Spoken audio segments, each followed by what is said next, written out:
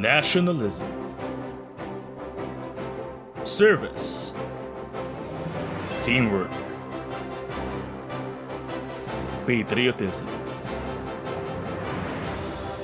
Over a certain roll of years, the PUP NSTP has proven its commitment to developing students and becoming citizens with high regards to civic responsibilities and enhance disaster preparedness awareness through various initiatives, trainings, and social civic activities. All of these are conducted with adherence to its four core values: makadiyos, makatao, makakalikasan, at makabansa. As declared in the Republic Act 9163, the NSTP Act of 2000, all students in tertiary level shall take this course in which they can choose from its two components offered in PUP. First is the ROTC, or the Reserve Officer Training Corps, that is designed to provide military trainings and activities to motivate, train, and equip tertiary level students for national defense preparedness. And the second one is the CWTS, or Civic Welfare Training Service, that provides activities that will contribute to the general welfare of the society, which covers health, education, environment, safety, recreation, and morale of the citizenry. Just like any other department, the PUP NSTP will not progress without the functional and firm people behind it. Directing and leading the PUP NSTP community towards its greater level is the PUP NSTP Directress, who always puts her words into action, Dr. Rovelina B. Hakulbia. Alongside her is the dynamic and adept PUP NSTP CWTS Chair, who actuates the department with his ideas, Instructor Joey D. Dante. Completing the circle is the flexible and creative administrative staff, Instructor Aljon G. Bata. Aside from the PUP NSTP officials and its faculty, there is another branch working under this department, the PUP Sandiwa. The PUP Sandiwa, or Samahang Nagtataguyod ng Iisang Diwa't Adhika, is the foremost and only student organization under the PUP NSTP that encourages students to engage in civic activities that promotes cooperation, unity, and growth inside and outside the PUP community. This is being led by the student leaders across colleges in PUP.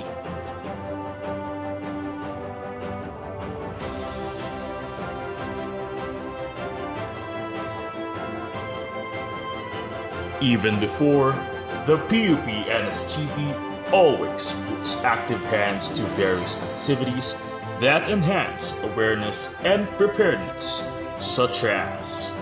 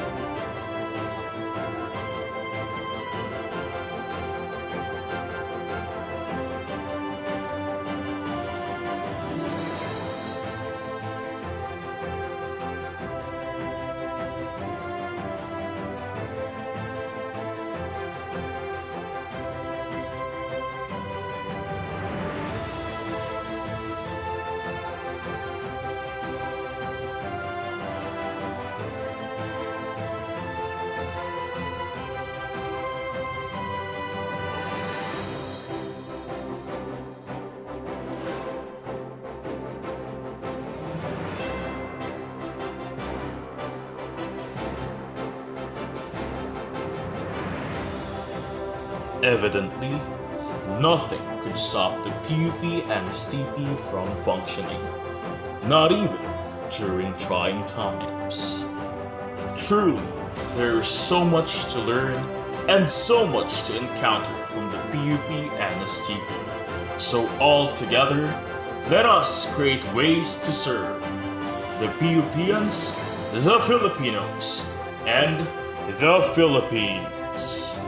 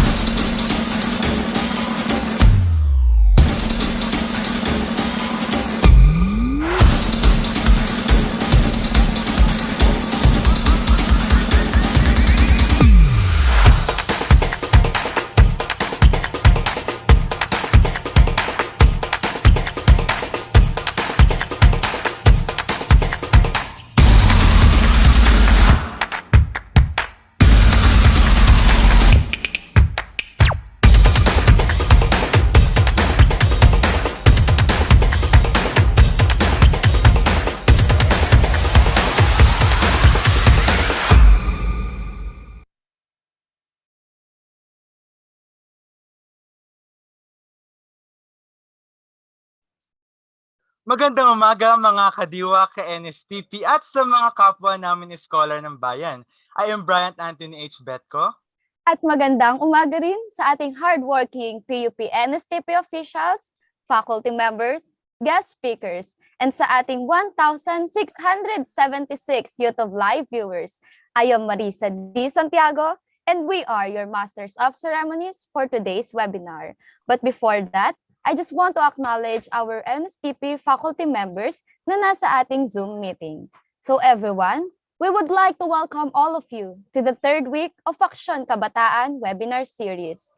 Iba ang simoy ng hangin ngayong Sunday morning Betko. Para bang bumubulong sa akin na may magandang mangyayari ngayong araw at sinasabi nito na masarap daw yung almusal mo. True lalaba, sis? Ay Marisa, medyo malala na yan. May bulong-bulong ka pa. Pero tama naman ang bulong na yan dahil may mga ina-expect tayong magagandang mangyayari talaga sa araw na ito. And yes, Marisa, mas goods pa sa goods ang almusal ko ngayong umaga. Oh, that's good to know. At syempre, ganoon rin sana kasarap ang almusal ng lahat ng naririto sa ating webinar. Kaya naman kung nabusog kayo sa masarap at malinamnam ninyong mga almusal, hayaan nyo naman na handugan kayo ng Bachelor of Elementary Education 11D and 11N in partnership with PUP National Service Training Program and PUP Samahang Nagtataguyod ng Iisang Adhikat Diwa para busugin tayong lahat sa mga kaalaman patungkol sa napapanahong issue tungkol sa gender and development. Tama ka riyan, Marisa.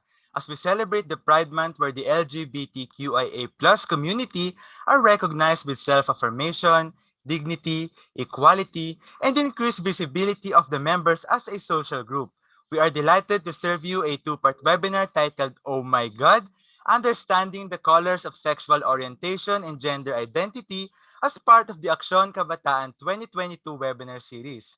Kaya naman mga ka-NSTP at kadiwa, kindly comment your name and school together with the hashtags, hashtag Aksyon Kabataan 2022, hashtag Oh My God, hashtag PUPNSTP, and hashtag PUP Sandiwa sa ating comment section. But before we proceed, let me remind you of the online etiquettes needed to be observed during our event.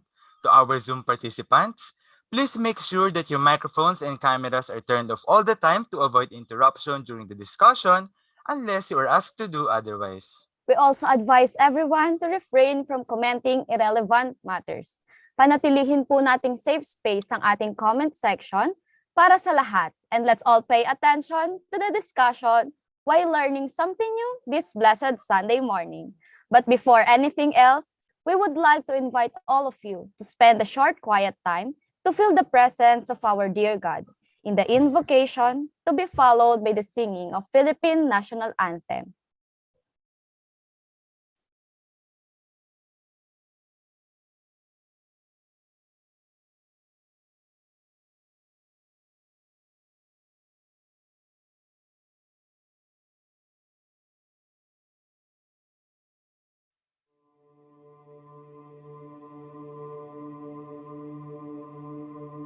Good morning, Lord.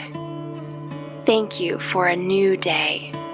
Thank you that your compassion is renewed every morning. Great is your faithfulness and your steadfast love, O Lord. I don't know what all is going to happen today and how much I'll get done, but you do. So I give this day to you. Fill me with your Holy Spirit, Father. Energize me for your work, because you know how tired these bones are. Awaken me to the wonder of your salvation, and quicken my spirit to the reality of your work in my life. Lord, my mind is filled with creative ideas, but they're all jumbled.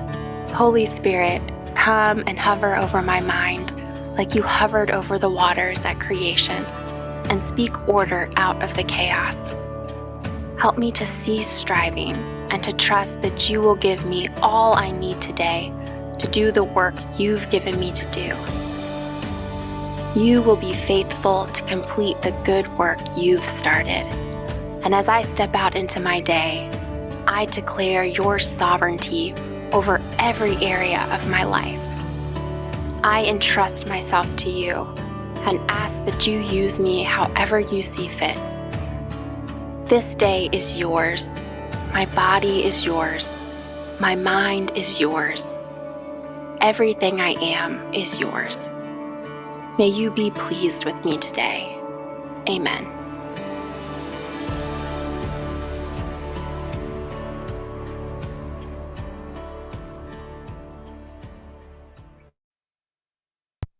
Mga kababayan, ang pambansang awit ng Pilipinas.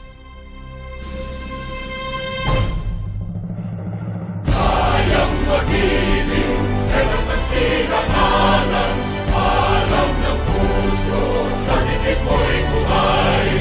Lupang hinirang, tuyag ka ng magiting, sa manlulupin, di ka pasisingil, sa nagagang tutok sa simoy at sa langit mong pagaw, ay hinagang tulakaw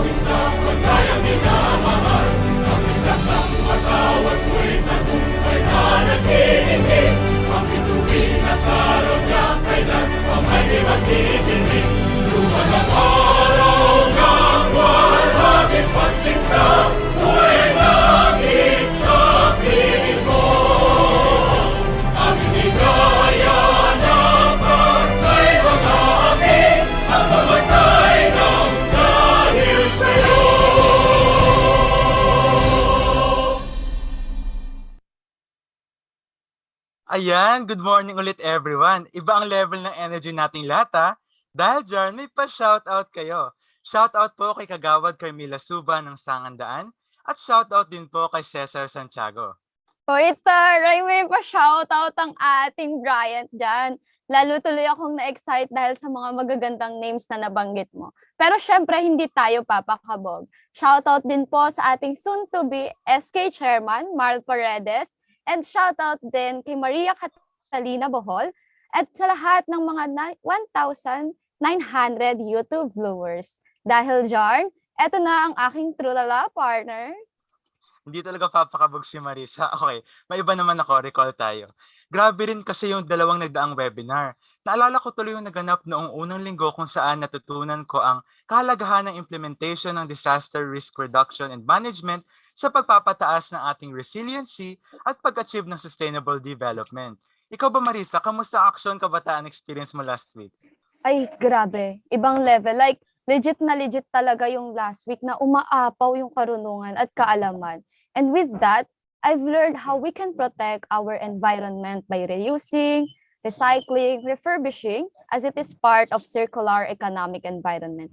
At alam mo ba, Brian, sobrang tumatak talaga sa akin yung sinabi ni Dr. Hacolbia na tayong mga kabataan, tayo ang dapat na maunang dumama sa pagmamahal sa kalikasan para na rin sa ating kaligtasan. O ha, yun talaga yun. Kaya naman, for today's webinar, mas dadagdagan pa natin ang inyong mga kaalaman, mga kadiwa at ka-NSTP, kaya stay tuned lang. At And this at this, juncture, sure? let me call on our very own hardworking NSTP faculty member, Mr. John Pada, to give us an overview of today's webinar. Thank you, Brian. Magandang umaga po sa ating lahat. Sa usapin ng kasarian, karaniwang paksa ng debate ang kalituhan sa konsepto ng kasarian at sex at nagkakaroon ng paglilimita sa kasarian sa pagiging babae o lalaki lamang. Hindi na rin bago sa atin ang mga balita ng diskriminasyon at karahasan sa ating kapwa na kabilang sa ibang pangkat ng kasarian. Madalas ay nakakasalubong natin sila sa daan o di kaya'y kasamahan natin sila sa trabaho. Minsan nga'y sila pa ang ating kaklase, kaibigan, kapatid o kasapi ng pamilya. Nakakalungkot lamang isipin na bagamat patuloy ang pagsulong ng kamalayan sa aralin ng gender and development, ay hindi pa rin tuluyang nawawaksi ang pangmamata at pambabasto sa kanila at ang ilan sa mga kasong ito ay madalas na nangyayari sa mga pampublikong lugar gaya ng mga universidad at pamantasan. Ang masaklap pa nito ay kung ang mismong pang-aabuso ay nangyayari sa loob ng tahanan na kung saan dapat ay namamayani ang pagmamahal. Sa pamagat na aksyon kabataan, layunin ng webinar na ito na tawagin ang mga kabataan sa adhikain na sila na ang tumindig para sa pagbabago. Pagbabago sa pananaw na maging inklusibo at bukas sa mga diskusyon at argumento. At ang pagbabago sa paraan ng pagtrato sa kapwa, tao na huwag maging mapanghusga at maging sensitibo sa gawi at pananalita. Ang kabataan ay inaasahang tumugon sa panawagang ito dahil sila ang henerasyong hinuhubog na makabagong panahon na unti-unting tumataliwas sa nakakahong isipan ng nakaraan. Ang webinar na ito, sa tulong ng mga guest speakers, ay makapagbibigay ng impormasyong may kaugnayan sa usapin ng gender and development at kung paano natin mapapangalagaan ang bawat isa laban sa gender-based harassment sa mga pampublikong lugar. Ang pakikibaka sa ekwalidad at ligtas na komunidad ay hindi nagtatapos sa webinar na ito at ang kaalamang makukuha rito ay inaasahang gagamitin natin ng naaayon sa sitwasyon sa anumang pagkakataon na maaaring makatulong sa sino bang nangangailangan. Marahil ay gasgas na ang mga dila at tuyo na ang laway sa paulit-ulit na pagtalakay ng ganitong usapin. Ngunit hanggat mayroong pagkakataon, ang ating scholar ng bayan ay mananatiling para sa bayan dahil sila ang magiging tulay ng pagbabago tungo sa mga progresibong kinabukasan na handang tumanggap sa diversidad at marunong gumalang. Gumalang sa halaga ng bawat tao, kung saan malayang na ipapahayag ang sarili na hindi nadidiktehan ng biological na pinagmulan at kulturang kinabibilangan. Ikaw kabataan, anong ambag mo? Kayo ay aking inaanyayahan na saluhan ninyo kami sa isang informatibong pagbabahagian ng kaalaman mula sa webinar na handog sa inyo ng tanggapan ng National Service Training Program, katuwang ang samahang nagtataguyod ng isang diwat adhika. Maraming salamat at muli, magandang umaga po sa ating lahat. Thank you so much po, Mr. Fada, for giving us an overview of today's webinar. And since we are now done with our rationale, check naman natin ang ating mga YouTube live viewers dyan. Ilan na ba sila, Marisa? Ayun, grabe, napakadami talaga nila. And as of now, Brian, meron na tayong 1,900 YouTube live viewers. Thank you so much po sa paggising ng maaga para makasama at makapag-participate sa ating webinar ngayon. And I promise to all of you na worth it ang panonood nito. Tama ka dyan. To be honest, sobrang excited na ako sa mga magaganap ngayon. Ako rin sobrang excited na talaga ako. And para po sa inyong lahat, I just want to give an emphasis to everyone that this webinar is a community outreach from BEd, 11N, and 11D students para po sa kanilang CWTS course. At dahil dyan, bago ang lahat sa ating 2,200 YouTube live comments and YouTube live viewers, i-warm up muna natin ang mga bagong gising nating mga kadiwa by having our very first energizer. Let us now call here our Communications and Program Committee member, Ms. Aubrey Grace Babasa and Ms. Rochelle Joy Dumigpe to facilitate our icebreaker. Let's break that ice, mga sismars! Maraming salamat sa nakatutuwag pagpapakilala sa amin, Miss Marisa. Muli, isang mapagpalang umaga sa inyong lahat. Ako si Aubrey Grace Babasa. And I am Rochelle Joy Dumigpe at kami ang inyong mga kasama sa segment na ito. Excited na ba kayong lahat? Comment naman kayo dyan para maramdaman namin ang inyong excitement at energy sa gagawin nating maikling palarong ito. Ayan, Joy, kitang-kita at ramdam na ramdam ko na talaga na ready na sila sa gagawin nating laro. Ano bang inihanda natin dyan, Joy? Para sa ating first game, napaka-unique nito at walang katulad. We called it Guess the Gibberish. Kami ay magpa-flash ng mga salita o phrases screen. Kailangan niyong hulaan kung ano ang salitang mabubuo niyo mula sa mga ito. Bibigyan lang namin kayo ng 10 seconds upang alamin kung ano ba ang sagot.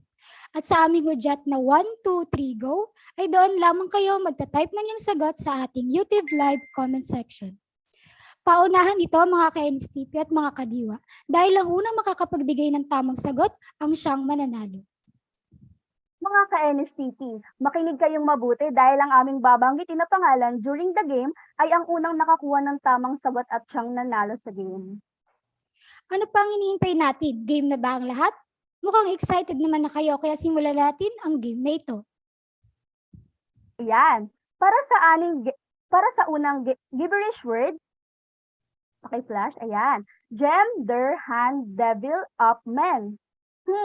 Ano kaya ang sagot dito? Alam na ata nila ang sagot, Grace. Ayan. Sa true, Kaya Joy. Ayan. Hudyat, 1, 2, 3, go! I-comment na yan! Ayan. Habang hinihintay ang mga answer ng ating audience, shoutout muna tayo sa mga school na nandito ngayon. Shoutout nga pala sa Santa Elena High School, pamantasan ng lungsod ng Marikina, Marikina Polytechnic College, Cavite State at Concepcion Integrated School na game na makisali sa ating webinar. Mukhang nahihirapan sila. Tignan nga natin. Kung mahirap yung gibberish word natin ngayon. Kamusta ka dyan, partner? Okay naman. Ready na para sa webinar na ito. Ano ba ginawa mong preparasyon ngayon? Ayun, maaga akong nagising para mag-ready dito sa webinar na to. Ayun, mukhang nahihirapan sila. Oh my God. Mga ka-NSTP, isip-isip na.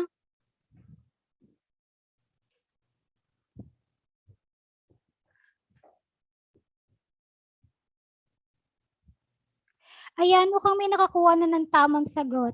From Angelo Galman, ito daw ay gender development. Tama nga ba siya? Tingnan nga natin. Tumpak ka, Mr. Angelo Galman. Ayan, grabe, unang word pa lang yan. Tingnan natin kung mahuhulaan pa nila ang ating susunod na giveaway. Para sa susunod na gibberish word ay gender witty. Ano kaya ang sagot dito? Isip-isip na guys. Dahil ang tamang sagot ay may katumbas na premyo. Tama ka dyan, Grace. At alam mo ba, ramdam mo ba yung gigil nila sa pag-type ng mga answer? Oo, Joy, damang-dama ko na talaga. Parang naririnig ko na nga yung tunog ng mga keyboards nila. Ayan, kaya i-ready nyo na ang inyong pagiging keyboard warriors mga ka-NSTP. Dahil sa aking hudyat, 1, 2, 3, go! I-comment nyo na yan! Excited ka na ba, Joy, para sa ating unang magiging diskusyonan ngayong webinar? Oo naman, Grace. Balita ko naghanda talaga yung speaker natin for today's webinar. Joy, tama na ang chikahan dahil may nanalo na naman. From Sidenyo Angelica Nicole. Gender identity daw ito. Tingnan nga natin, paki-reveal po ang right answer. Tumpak na naman ang ating ka-NSTP. Talagang mahuhusay ang ating mga ka-NSTP. At para naman sa ikatlo and last gibberish word natin ay 6, usual, or yen nation. Kalmahan natin guys ha. Alam kong tipang-tipa na ang lahat pero hintayin natin ang hudyat bago sumagot. Right, Joy? Yes, kalma lang tayo guys. Okay, hindi ko ito patatagalin, Grace. Sa aking hudyat, 1, 2, 3, go! I-comment nyo na yan! Ayan. Mag-shoutout ulit tayo. Shoutout nga po pala sa Our Lady of Fatima Valenzuela, Technological University of the Philippines, Manila, Technological Institute of the Philippines at De La Salle University das Marinas na game na makisali sa ating webinar. Haba at ang bibilis ng ating mga participants at dahil may nanalo na naman. From Joanna Ravenia Alejandro. Ang sagot niya is sexual orientation. Tama nga ba siya? Ang galing ha. Tama na naman ang ating ka-NSTP. Isa lang ang masasabi ko, Joy. Ano yun, Grace? Ang galing. Tama, ang galing. Oh, yun na pala ang huling tanong natin para sa larong ito. Nag-enjoy ba kayo? Again, congratulations sa ating mga winners. I-remind ko nga pala ang mga winners na hintayin ang latter part ng webinar upang malaman kung paano nyo ma-claim ang inyong prizes.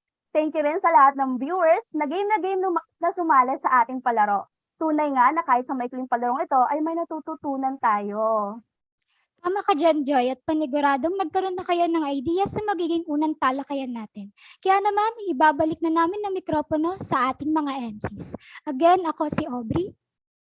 Ako naman si Rochelle. Maraming salamat mga kadiwa at mga ka-NSTP.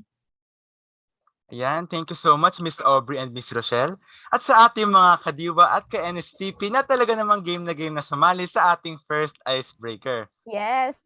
Thank you so much po and let me congratulate all the winners. Ayan, gising na gising ang aking diwa at mukhang ready na rin ang diwa ng ating mga ka-NSTP. Halatang handa na silang mabusog ng bagong kaalaman mula sa ating mahusay na guest speakers. But ka-NSTP, remind lang namin kayo na you are free to share your questions and takeaways sa ating comment section together with the hashtags #AksyoNKabataan2022, #OhMyGod, #PUPNSTP, and #PUPSandiwa. Through your participation, magkakaroon po tayo ng 5 best takeaways na mananalo ng GCash prize and the winner will be announced at the latter part of today's webinar. Hala, grabe, ang exciting naman yan. Kaya naman ngayon, Brian, huwag na nating patagalin pa at umpisahan na ang ating programa. Let us now welcome our NSTP faculty member, Ms. Edeline F. Calling, to introduce our first speaker. Good morning, Ms. Maris. Good morning.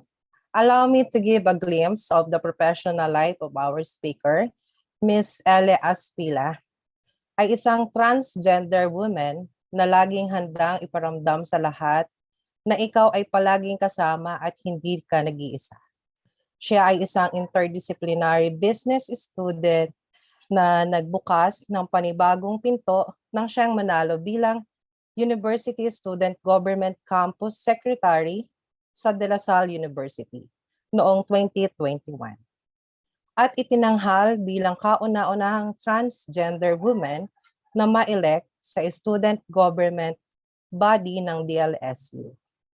Siya ngayon ay kasalukuyang nauupo bilang campus president ng DLSU Laguna Campus Student Government. Maliban sa pagiging student leader, siya rin ay ang ating Miss Trans Global Philippines Laguna 2021 at tigapagtaguyod ng karapatan ng ating mga kabataan at LGBTQ+ members. Ginamit niya ang pageantry bilang isang medium upang ipalaganap ang kanyang mga advokasya. Siya rin ay isang pantay associate para sa mga polisiyang pangkampanya para sa pampolitika na komunikasyon. Isa rin siyang logistic director ng I Stand with Pride at miyembro ng Gender and Development Advocates o mas kilala bilang Ganda Pilipinas, na may layuning iangat ang kabataang Pilipino pati na rin ang mga karapatan ng LGBTQ+ members at karapatang pantao ng lahat. Again, ladies and gentlemen, we are fortunate to have this special individual as our speaker, Miss Ele Aspila.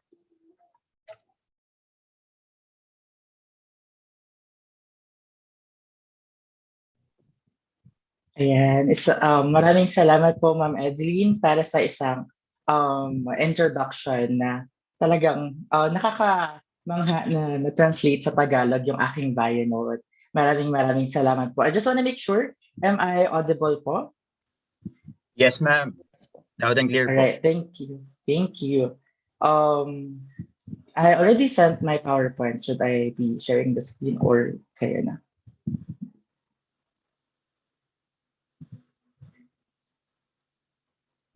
You may present your own PowerPoint po, ma'am. Thank you. Oh, okay. Hold on. Let me join using my other things. Sorry.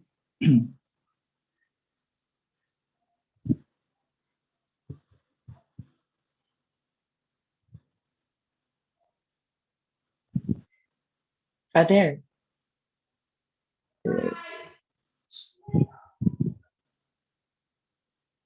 Okay, once again, isang mapagpalayang araw sa lahat. It's a blessed Sunday sa ating lahat, and I am honored to be part of this webinar series ng PUP Santa Mesa through the PUP Sandiwa.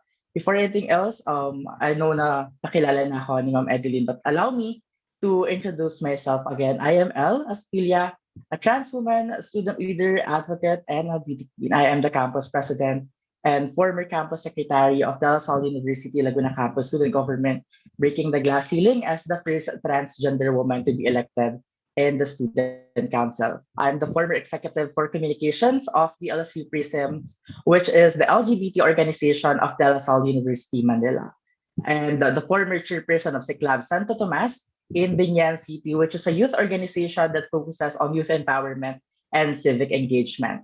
The Associate for Policy and Campaign for Political Communication of a Philippine Anti-Discrimination Alliance of Youth Leaders, which is a national organization that pushes for the passage of the Social Equality Bill and addresses human rights issues. And lastly, second to the last, I'm a member of the Gender and Development Advocates, or GAD Filipinas, led by trans individuals that pushes for trans gender rights and human rights in general.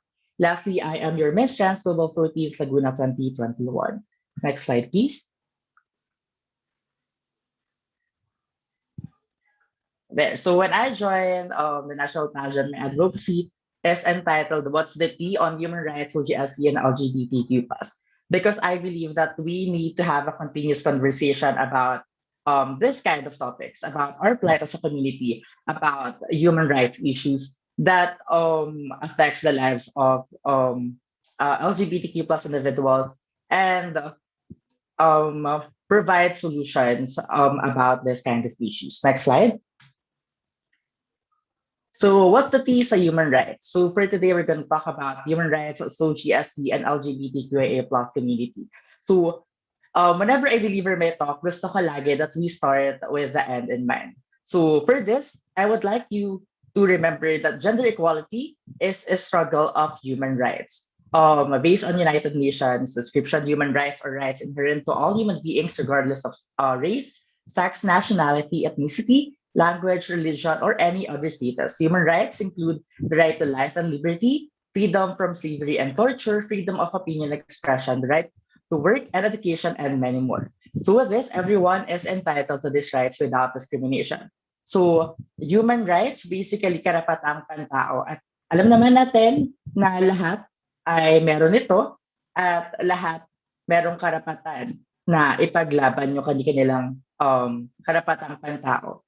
Nararapat lamang nating tandaan na ang karapatang pantao ay walang pinipiling kasarian at dapat meron na-exercise natin ito ng maayos at malayo sa discrimination.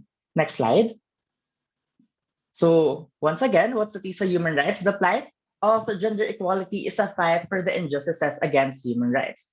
Lagi nating tatandaan na ang usapin ng kasarian ay usapin din sa karapatang pantao. Dahil lahat ng tao ay may kasarian at ang lahat ng tao ay merong karapatang pantao. So with that, we can say that LGBTQIA+ rights are just basic human rights. Hindi ito special rights na hinihingi ng community, hindi ito special rights para makalamang sa mga cis-hetero normal na individual dito sa lipunan. Bagkus, ito ay isang basic human rights na dapat ding natatamasa ng miyembro ng komunidad. Next slide. Now, dumako naman tayo sa usapin ng SUGSC or sexual orientation, gender identity and expression, and sex characteristics. Ano nga ba ang SUGSC? So, next slide, let me present to you ang ating gender unicorn. Next slide.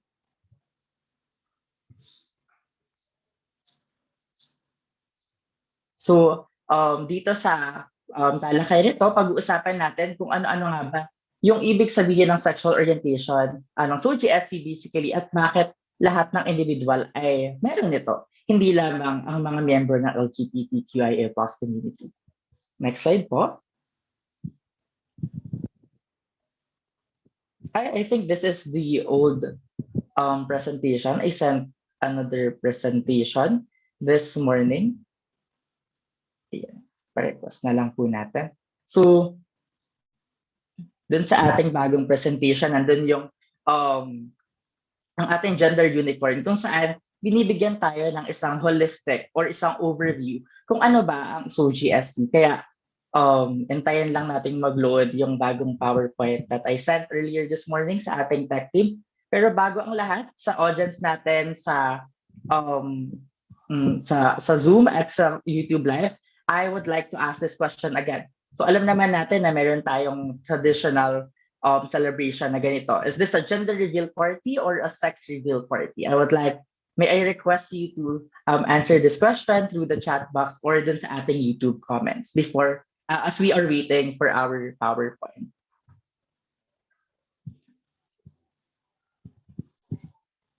Feel free to answer through the Zoom chat feature. There's no right or wrong answers. We're here to learn and educate ourselves about these kind of topics.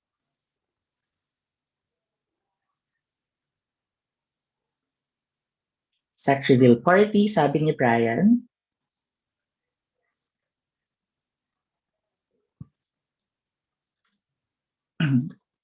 Ayan, nakita natin sex reveal party daw.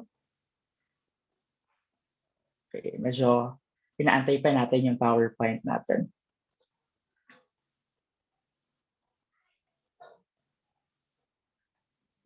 gender reveal party, sabi ng iba sa YouTube natin. Gender reveal. May ilang sex reveal. So, sige, bago natin, as we are waiting sa ating PowerPoint, no, sagutin natin kung ano nga ba yung tamang kasagutan, gender reveal or sex reveal party. Ang tamang sagot sa tawag ng celebration na yon ay sex reveal party. Dahil, well, tatalakayin naman natin siya ng mas malalim mamaya kapag naayos na yung slides. But to give you a glimpse, sex is different from gender. At kapag usaping sex ang ating pinag-uusapan, ito ay nakabase sa genitalia ng isang tao.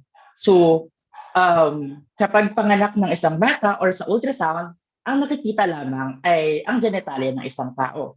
Kaya naman, masasabi natin na ang celebration na yon ay isang sex reveal party. Dahil hindi pa natin nakikita kung ano nga ba yung gender ng bata or ng sanggol. Tatalakayin natin mamaya kung bakit natin nasabi na sex reveal party ito. Yeah, I sent kay Chini yung bagong PowerPoint, but I can join my other device and I can share screen na lang if it's okay with you. Sorry. Ayan.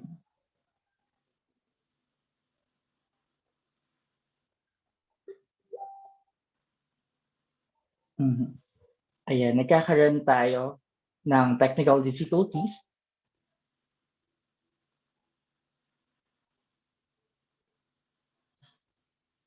Sandali lang ha.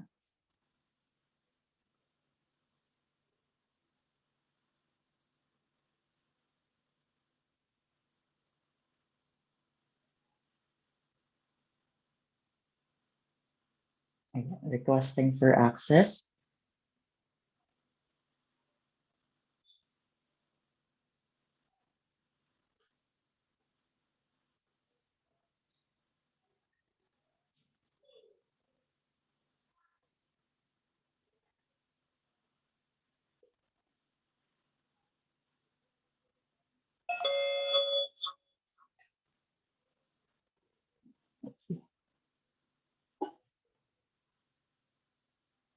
Ayan. All right, as I am saying, oops, why is it like this?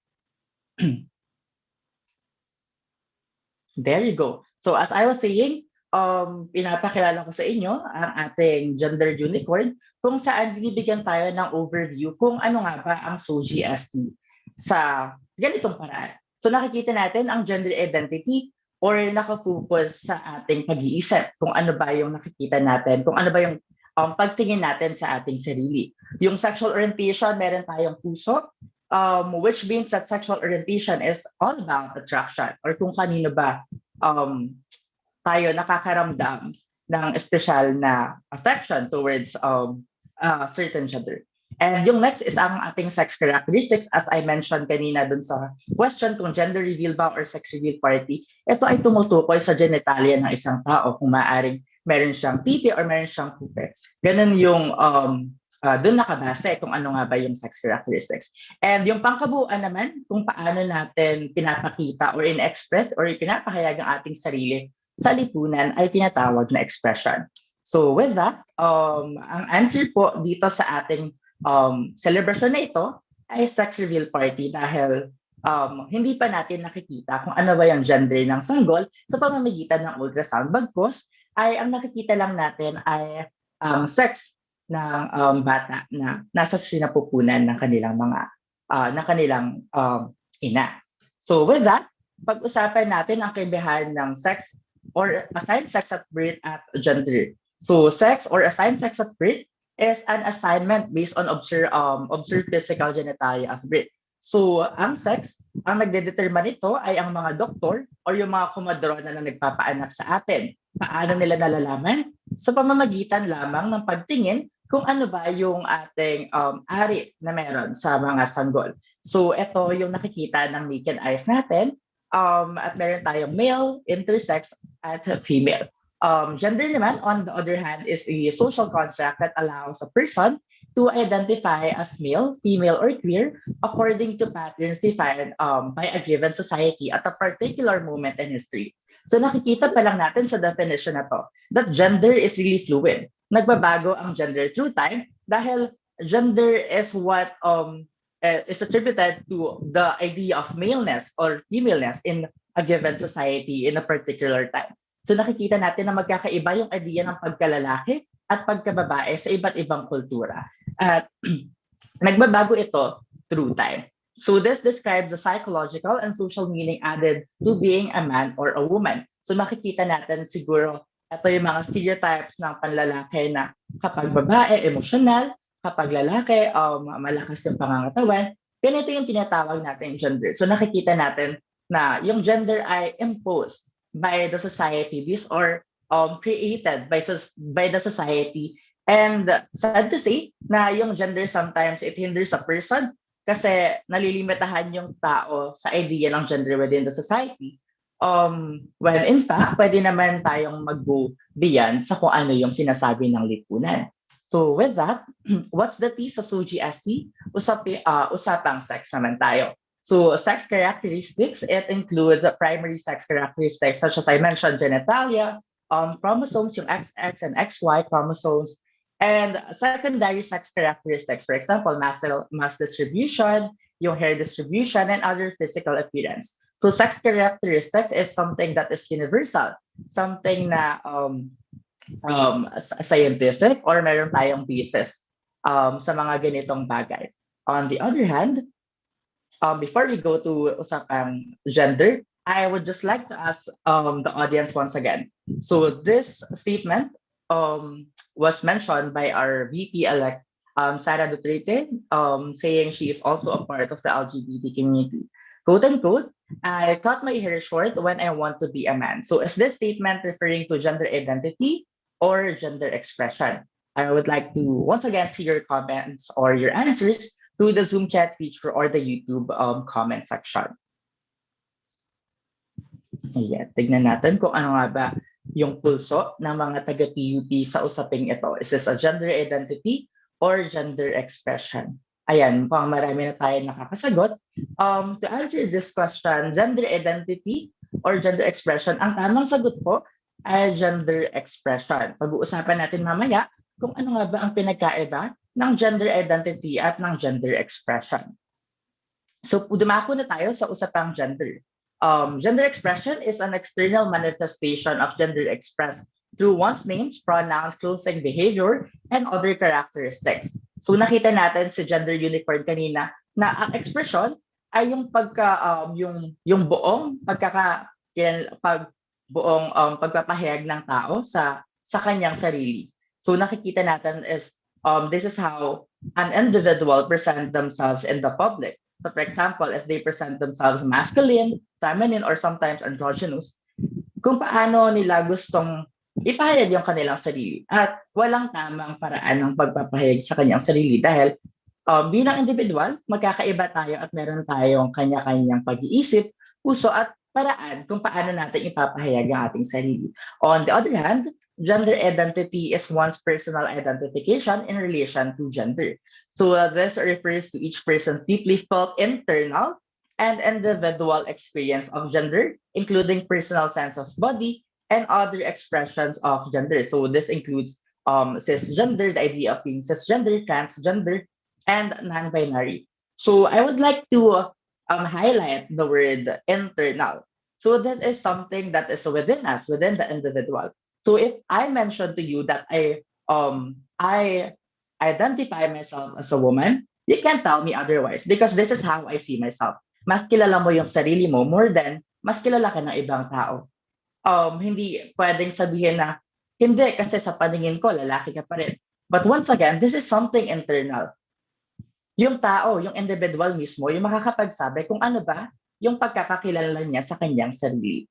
So, moving forward, usapang sex at gender. Pagsamahin naman natin yung dalawang concept ng sex at gender. So as I mentioned, meron tayong tinatawag na transgender. So transgender individuals are those who do not identify with or whose gender identities do not match with their sex assigned at birth.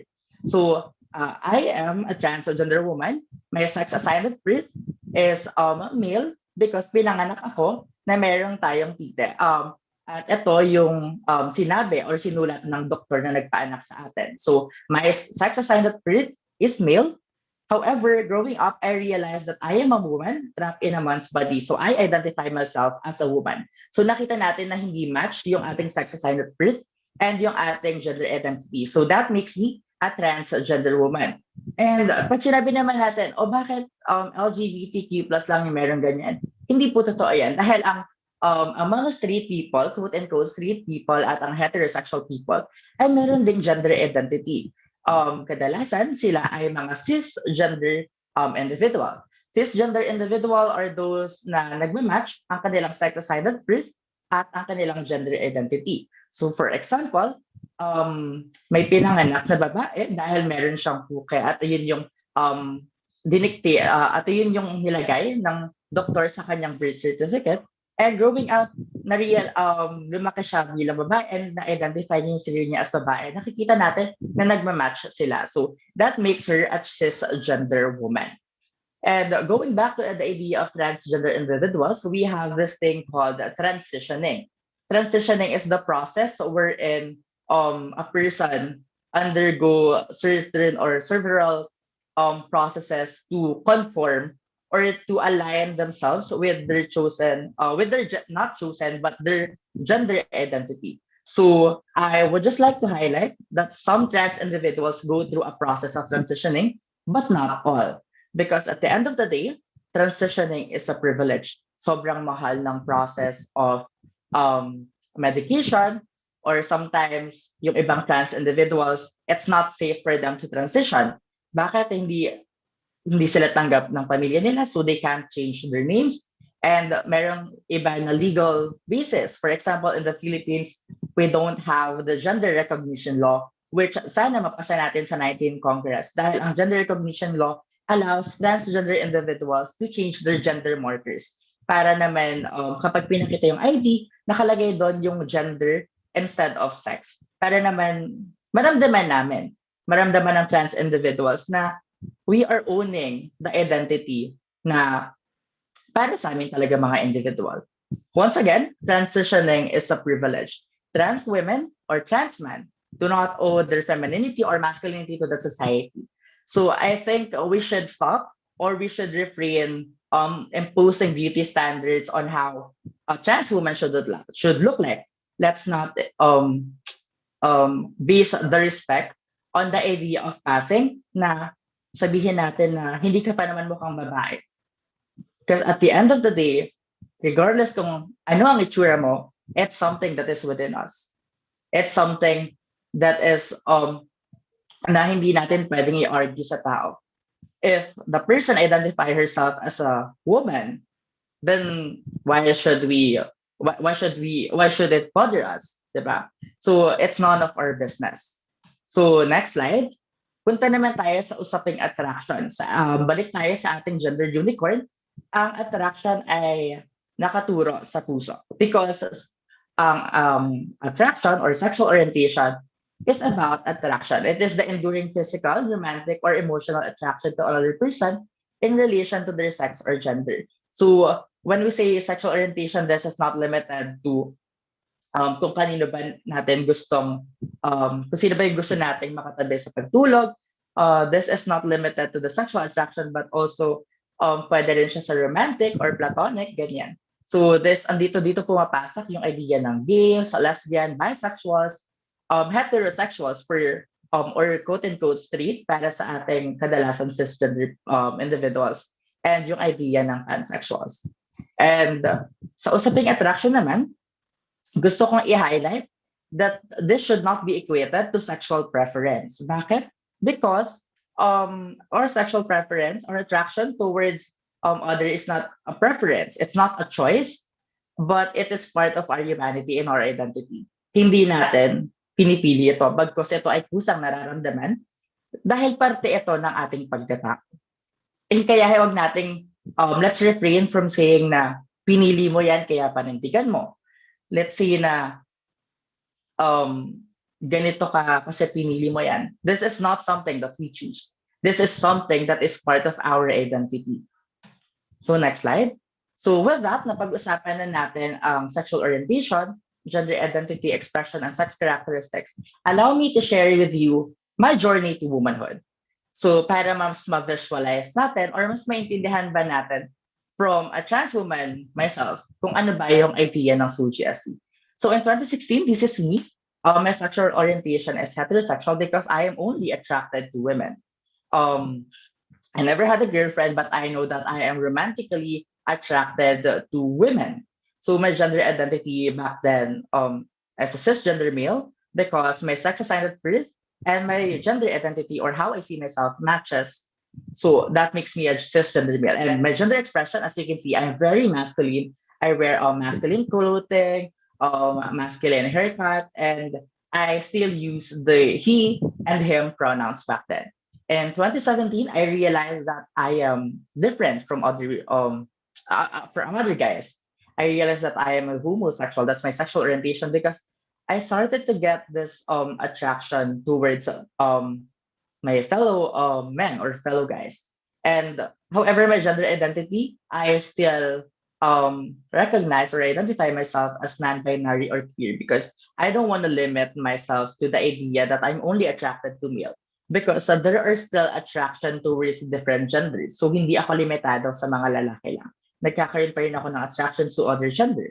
And as you can see, my gender expression is androgynous. Androgynous is a mixture of masculine and feminine features. I think hindi masyadong kita sa picture, but during the shoot, I was wearing, and this is how I express myself in a daily basis. Like I'm wearing heels, which is typically associated to being a woman, and still I still do workouts back then. Nagsusuot pa rin ako ng masculine clothing. And then 2018, that's when I realized that, hey, I'm not happy with myself. And I think I am a woman trapped in a man's body. So with that, I started to have attractions lang to male or to guys. So I became a straight transgender woman expressing myself feminine. So as you can see in the photo, I started wearing feminine clothing and I already changed my pronouns and to she and her. And dito na pumapasok yung leave name. So I'm not using my dad name anymore. So I hope this gives you a glimpse of what SOGSC means for a transgender person. So, pag-usapan naman natin ang LGBTQ plus community. So, what's the T sa LGBT? International Perspective on LGBT. In 1973, the American Psychiatric Association declassified homosexuality as a mental disorder. Wala po kaming sakit. Hindi po ito sakit na nagagamot, bagkus ito po ay parte ng aming identidad bilang isang tao. In 1992, the World Health Organization followed and declassified homosexuality as a disease. Hindi po ito nagagamot dahil, once again, hindi po ito sakit.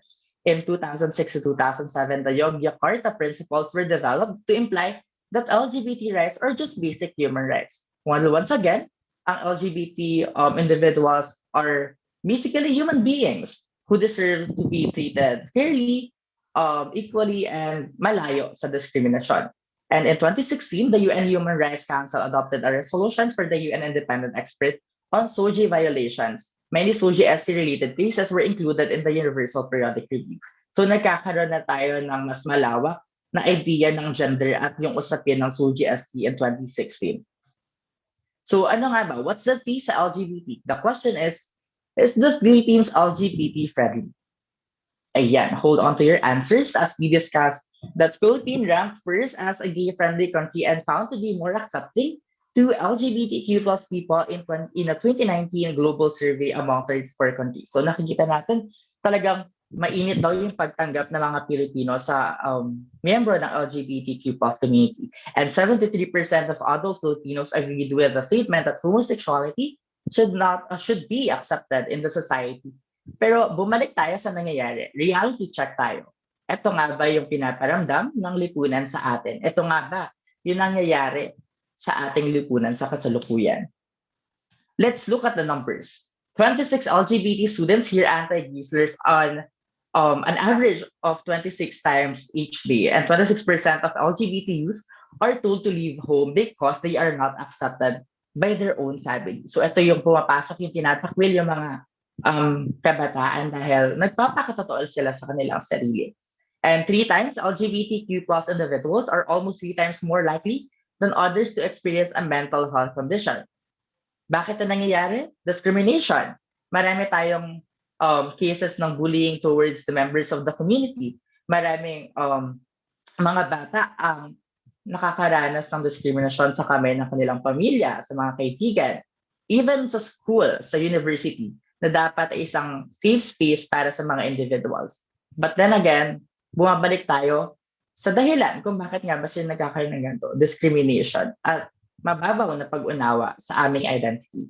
43% of trans-identified person attempted suicide. Once again, it's because of the discrimination that we are facing. It's because of the feeling that we are not accepted in the society. It's because of the mere fact that we are just being tolerated at yung pinapamukha sa amin ng lipunan na mali ang magpakatotoo sa aming sarili. 30% of all suicides are LGBT individuals. So these are just numbers. This is actually outdated. This in 2016. And alam naman natin na hindi lahat ng mga discrimination ay nare-report at na-account.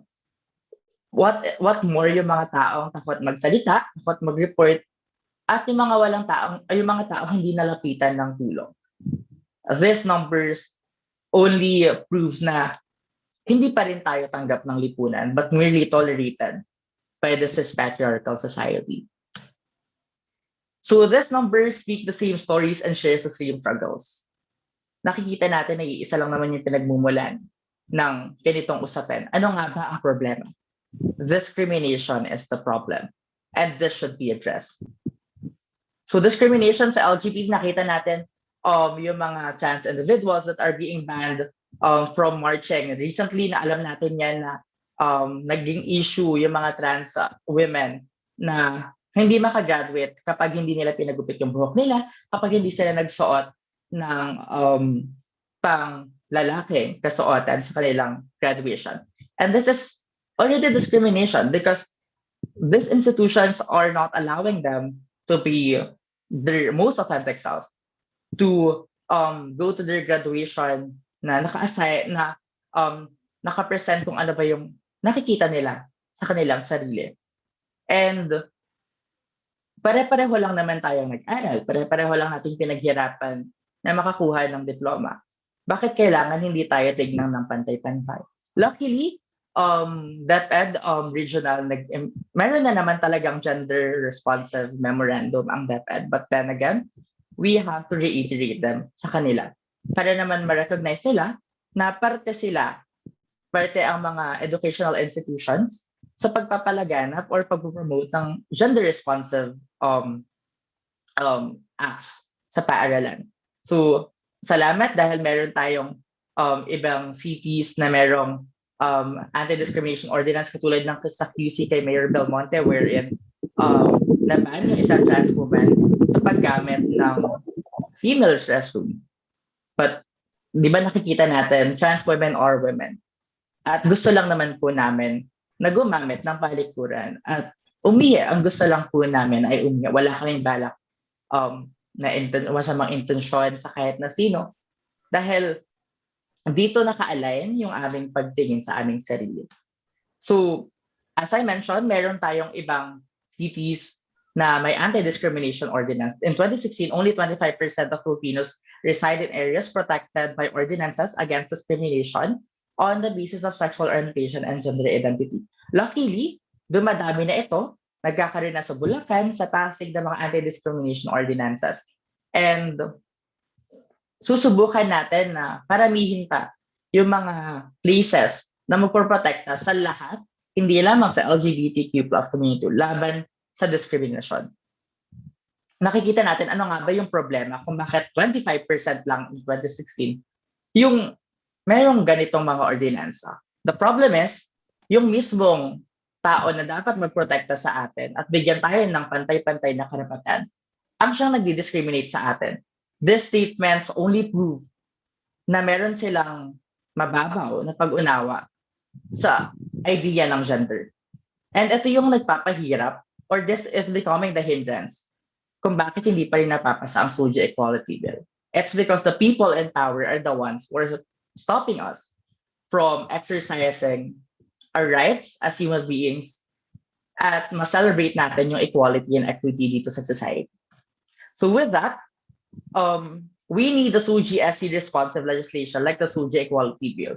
And now na mayroon tayong bagong mga leader, nawa ay patuloy nating kaingayin ang ating laban tungo sa pagkakapantay-pantay. Nang sa ganun ay wala ng mga trans individual na mababan sa kanilang graduation, wala ng mga LGBTQ plus individuals ang makakaisip mag-suicide just because they are not being accepted by the people around them. And higit sa lahat, ang SOGI Equality Bill ay hindi lamang para sa LGBTQ plus community. Pagkos, ito ay para sa lahat. Dahil hindi tayo tunay na magiging malaya hanggat merong isang sektor sa lipunan ang naiiwan. So, ayun ang usapin natin para sa human rights. Now, before I end my presentation, I would just like to leave 20 tips on how to be a true LGBTQIA plus ally and practice gender sensitivity in the workplace, in our educational institutions. So first, nakita natin sa SOGI-SC, you can't tell someone SOGI just by looking. Ang nakikita lang natin with our naked eyes ay yung gender expression ng isang tao. Hindi natin pwedeng sabihin na, ay, alam ko bakla yan, alam ko lesbiana yan. Because who are we to tell the person kung kanino siya na-attract? Alam ba natin kung kanino sila na-attract? The right thing to do is to ask them. There's nothing wrong with asking people about this kind of questions. It's better to ask than to assume. Which makes me go to the second bullet, which is don't make assumptions about someone's SOGI. Third, if you don't know what pronouns to use, listen first. And kasi let's try to normalize it. Even the cis individuals, yung mga quote-unquote streets, they are already using the pronouns katulad nung sa mga Zoom meetings to be more inclusive. Para alam natin kung paano natin i-address yung mga tao. Ask appropriate questions politely. Wag natin basta-basta tayo mag-ask ng question that's very insensitive to the person. Lagi nating isipin, is this the right questions to ask? Do I want to be asked this question bago natin itanong sa ibang tao? Next, don't ask a transgender person what is the real name. As I mentioned, it's a dead name already. There's a reason kung bakit siya tinawag ng dead name. At the end of the day, ang mahalaga ay address natin sila kung paano nila nakikita yung sarili nila at kung paano nila gustong i-address sila. Next, don't doubt someone when they tell you that they are bisexual. Yung sinasabi nila na, paano ka naging bisexuals puro lalaki lang yung nagiging jowa mo? Hindi naman gano'n natin nakikita yung bisexuals. Marahil mas lamang yung attraction nila towards men, but meron pa rin silang attraction towards women. And wala silang kailangang patunayan sa atin at hindi natin kailangang ipa-defend sa kanila kung bakit sila nagiging bisexual or kung bakit ganon yung sexual orientation nila. Understand the differences between coming out as lesbian, gay, or bisexual and coming out as a transgender individual. Why? Because sexual orientation is different from gender identity. For us trans women, kailangan namin mag-come out twice. I mean, hindi naman kailangan, but most of us nagka-come out twice. In 2016, nakita nyo, I came out as a non-binary, and in 2018, I came out as a transgender woman. Be careful about confidentiality, disclosure, and outing. Never out someone. It is not your story to tell. Let's not take away the beauty of coming out to these people. Ang tagal nilang naghanap ng courage to come out. Sino ba naman tayo para ipangalandakan sa kanila kung sino sila? Let them own their identity. Let them live their truth on their own. Respect the terminology a transgender person uses to describe their identity. So, ayan yung paggamit ng pronouns, yung pag-iwas natin sa mga misgendering. Lastly, be patient with the person who is questioning or exploring their SOGI. Walang tamang oras para mag-come out. As I mentioned, gender is fluid. It changes over time. And hayaan natin yung isang individual. Huwag tayong pala desisyon sa mga tao at sa mga people around us. Next, understand that there is no right or way to transition, and it's different for every person. As I mentioned, transitioning is a privilege, and transitioning is not a prerequisite for a trans woman to become or to be considered as woman. Because regardless whether they transition or not, it doesn't take away the fact that they are women. Next, do not subscribe to the concept of passing. This is the idea of passing, super dangerous, specifically for trans individuals. Because once again, we are imposing beauty standards on them. Let's not dictate them on how they should act in the society. Wag nating diktahan yung mga tao on how they should act and present themselves. Don't ask about the transgender person's genitals, surgical status, or sex life. Whenever sinasabi ka to, I think we have to remind ourselves about CIA. Context, intention, and approach. Context. Bakit natin kailangan tanongin to? Does it matter to us? Intention, ano ba yung makukuha natin? Ano ba yung intention natin? Intention ba natin ma-educate yung sarili natin? Intention ba natin na ipahiya yung tao? And lastly, yung approach natin. Paano natin itanong or pag-usapan yung ganitong mga bagay? I think we have to remember context, intention, and approach whenever tinatry natin maging gender sensitive sa mga nakakasalimuhan natin. Avoid backhanded compliments and helpful tips. Personally, I receive a lot of backhanded compliments from individuals. While we appreciate your compliments, pero bakit laging may pero? Bakit merong may sana? Ang ganda mo, pero may ganito ka. Ang ganda mo, mas babae ka pa sa amin. When you say that mas babae ka pa sa amin, bakit hindi ba kami part ng babae? Or trans women, not women, diba? And yung word na sayang ka, bakit tayo nagiging sayang? I don't think sayang magpakatotoo sa sarili, because if this allows us to be a better person, so bakit tayo magiging sayang? Next challenge, anti-LGBTQ plus remarks or jokes. Let's start with our circle of friends. If alam natin na offensive siya, don't be afraid to call out people. Don't be afraid to educate them and correct them.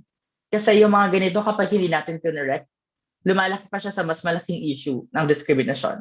In public spaces, including support all gender public restrooms, and help make your group or company truly LGBTQ plus inclusive.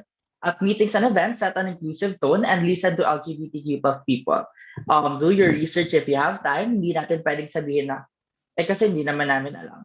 Not because hindi ka nababother sa ganitong usapin at hindi ka na-apekto, hindi mo na kailangan malaman. Lastly, know your limits as an ally.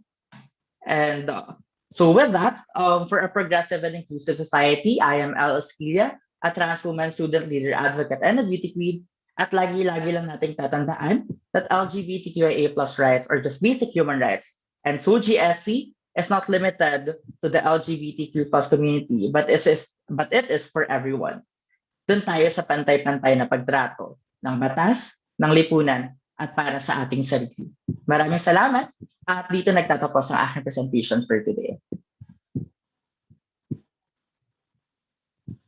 Thank you so much po, Ms. Elle Esquilla. It is very comforting to know po na we can own the identity na para sa atin po talaga. Ang pinaka tumatak po sa akin ay yung thought na hindi mali ang magpakatotoo sa sarili. The only problem is the discrimination that is happening and we need to address it. And remind po ulit natin ng ating mga viewers na SOGI is for everybody and not just LGBTQIA+ centered. It is a bill for every sex and gender that any one of us may identify ourselves with. Thank you po. Yun, Marisa, sobrang ang ganda ng first talk natin.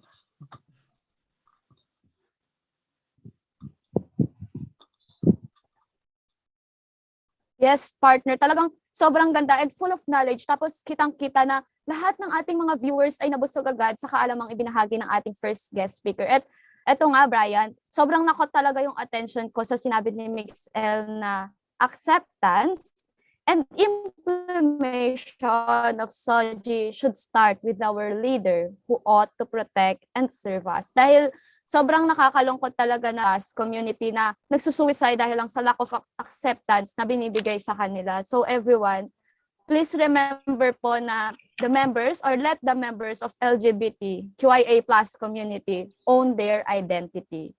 always remember po that. That's True right, ba, Marisa. friends? I agree sa sinabi mo. Pero it is quite normal rin naman po na after nating matuto ay may mga bagay tayong mas gusto pa nating malaman. Dahil dyan, may mga katanungan din mula sa ating YouTube participants at iyan ay sasagutin ni Mix L maya-maya. Yan, grabe na talaga ang araw na to, Brian. At alam mo ba, ito ha, huwag kang maingay sa iba, pero sa atin lang tong tatlo nila MixL kasi meron akong nasagap na balita. Anong balita yan, Marisa? Ang lakas mo naman sumagap ng Gusto chismis. mo bang Ay, marinig yung balita balita pala. na to, ha, Brian? Yes. Gusto namin marinig. Hala ka ha, balita to, hindi to chismis. So, eto na nga po kasi, MixL and Brian. Alam nyo ba, bali-balita sa BED na may inihanda daw silang intermission number para sa araw na to. At ito ha, huwag kayo, pero pang Billboard awarding daw yung inihanda nila para sa atin. Ano ba yan, Marisa? Na-excite naman ako bigla sa pa-intermission na yan. Kaya nga ako rin kanina pa talaga ako excited and mukhang excited ka na rin and sa tingin ko maging si Mix Elas Pila ay excited na rin and for sure maging ang ating mga kadiwa ay curious na tungkol sa pang Billboard awarding na intermission na ito. Kaya naman, ito na, mga kadiwa at ka-NSTP. Please welcome the Bachelor of Elementary Education, 11D and 11N to give us this mind-blowing intermission number. Let's give them a virtual round of applause.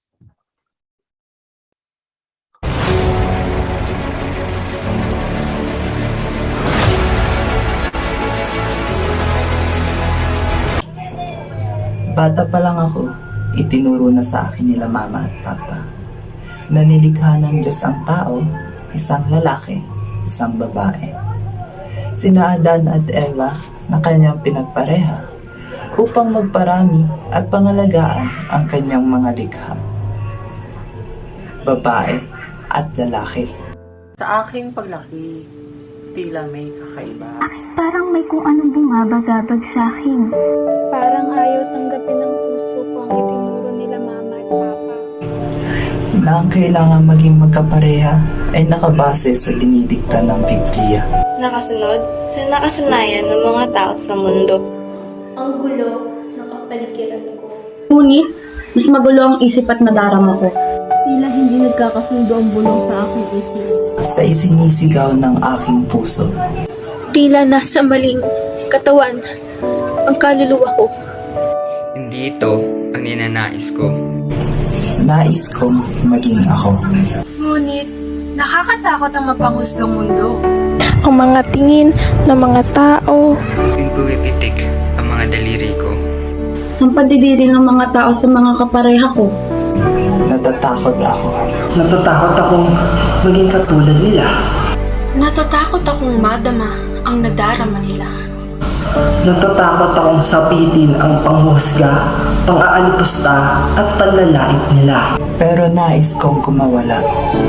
Mula sa pagkakagapos sa maling paniniwala. Mula sa dikta ng iba, Nais kong maging ako. Ang tunay na ako. At hindi ang minamando nilang pagkatao ko. Ngunit, paano? Paano kung mula pagkabata, ang lahat ng kanilang naitanim sa isipan ay taliwas sa aking nararamdaman? Malaki ang kaibahan na ipinakikita ng aking katawan. Sa nilalaman ng aking puso. At ipinaglalaban ng aking isipan. ngunit sa tingin ko ay tama na. Panahon na upang tuldukan. Nakakatakot man ang magiging reaksyon ng iba. Mandiri man sila. Bakit man ang titig nilang mapanghusga, marinig ko man ang pang-aalipusta. At panlalait nila. Sisigaw ko na ang tunay kong nadarama. Magpupumiklas ako mula sa pagkagapos sa kabalintunaan. Kabalintunaang ang babae ay para sa lalaki lamang. Lalaban at magiging matatag. Panindigan ko ang tunay kong katauhan. Ipakikita sa iba na mali ang inaakala nila. Ako kami. Tayo ay hindi salot sa lipunan. Kami din ay nilikha ng may kapal. Kami ay tao. Handa na akong harapin ang mundo. Handa na akong magpakilala sa mundo. Iba man ang kasarian ko sa kinagawian ng iba. Ang kasarian ko ay totoo. Ako'y mananatiling buo bilang tao. Matutunan nawa ng mundong tapusin ang makalumang paniniwala. Tigil na ang panghuhusga. At matutong rumispeto. Dahil hindi ka bawasan ng aking pagkatao. Ng iyong pagkatao. At ng pagiging mahatao. Ang kasarian ko. Pero kaibigan, yung pakakatandaan, kung komportable ka sa iyong kasarian, kung mas kampante ka na iilan lamang ang nakakaalam, ayos lamang yan. Wala kang dapat na ikabahala. Hindi mo kailangang mag-alala. Magpakilala ka sa iba, sa panahon at oras na ikaw ay handa na. Ang iyong sexual na oryentasyon ay iyong pribadong impormasyon. Tandaan mo, maganda ka, tao ka, hindi ka sira, hindi ka kailangang ayusin, wala kang kailangang baguhin. Mahalin at tanggapin mo ang sarili mo dahil ikaw ay buo bilang tao, anuman ang kasarian mo.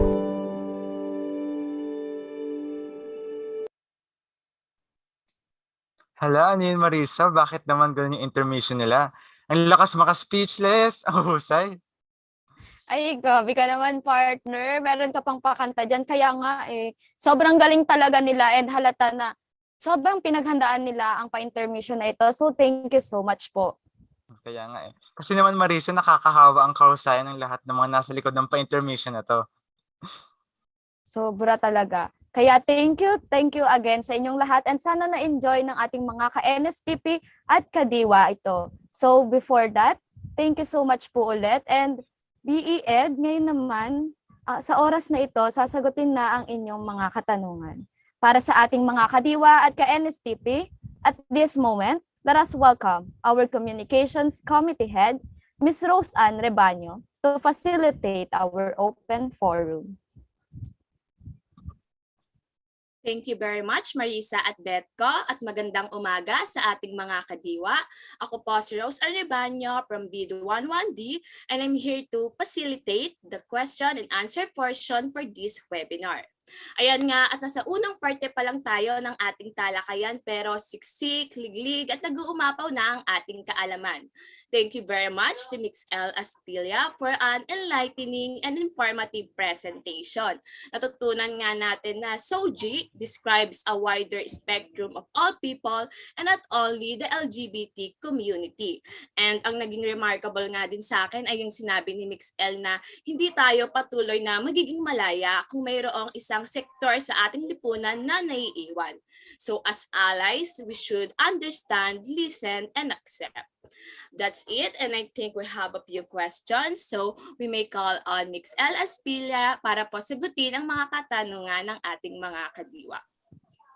At para po sa unang katanungan, para kay Mix L, ito po ay galing kay Carla May Villamor. Can we work local laws to secure LGBTQ plus people from unfair treatment in the absence of state law? And yes, we can definitely have local laws, ordinances, perhaps. Katulad ng sinabi ko kanina, there are certain cities that have the anti-discrimination ordinance. This protects everyone, not just LGBTQ plus individuals, from being discriminated or being deprived of opportunities just because of their gender identity, sexual orientation, and expression. So nakikita natin na if we can't nationalize this kind of ordinances or this kind of laws, which is our ideal goal, we can start locally. We can start on a local level. Sa municipalities natin, nandiyan yung QC, Pasig, and actually, even the barangay level, meron tayo mga, pwede tayong magpasa or mag-lobby ng anti-discrimination ordinance. Recently, I heard the news that there is a barangay that passed their own anti-discrimination ordinance. Nakikita natin na if we can do it on a macro perspective, at least we can help become more inclusive on a local level. And actually, pwede naman tayo mag-start sa ating sarili. Start with our own circle of friends. Let's stop the microaggressions that we have. And I think once na matuto tayo kung paano maging gender inclusive at kung paano ba yung tamang pagtanggap para sa lahat, magkakaroon tayo ng ripple effect. From a micro level, mapupunta tayo sa macro level na isang nationalized law para sa lahat.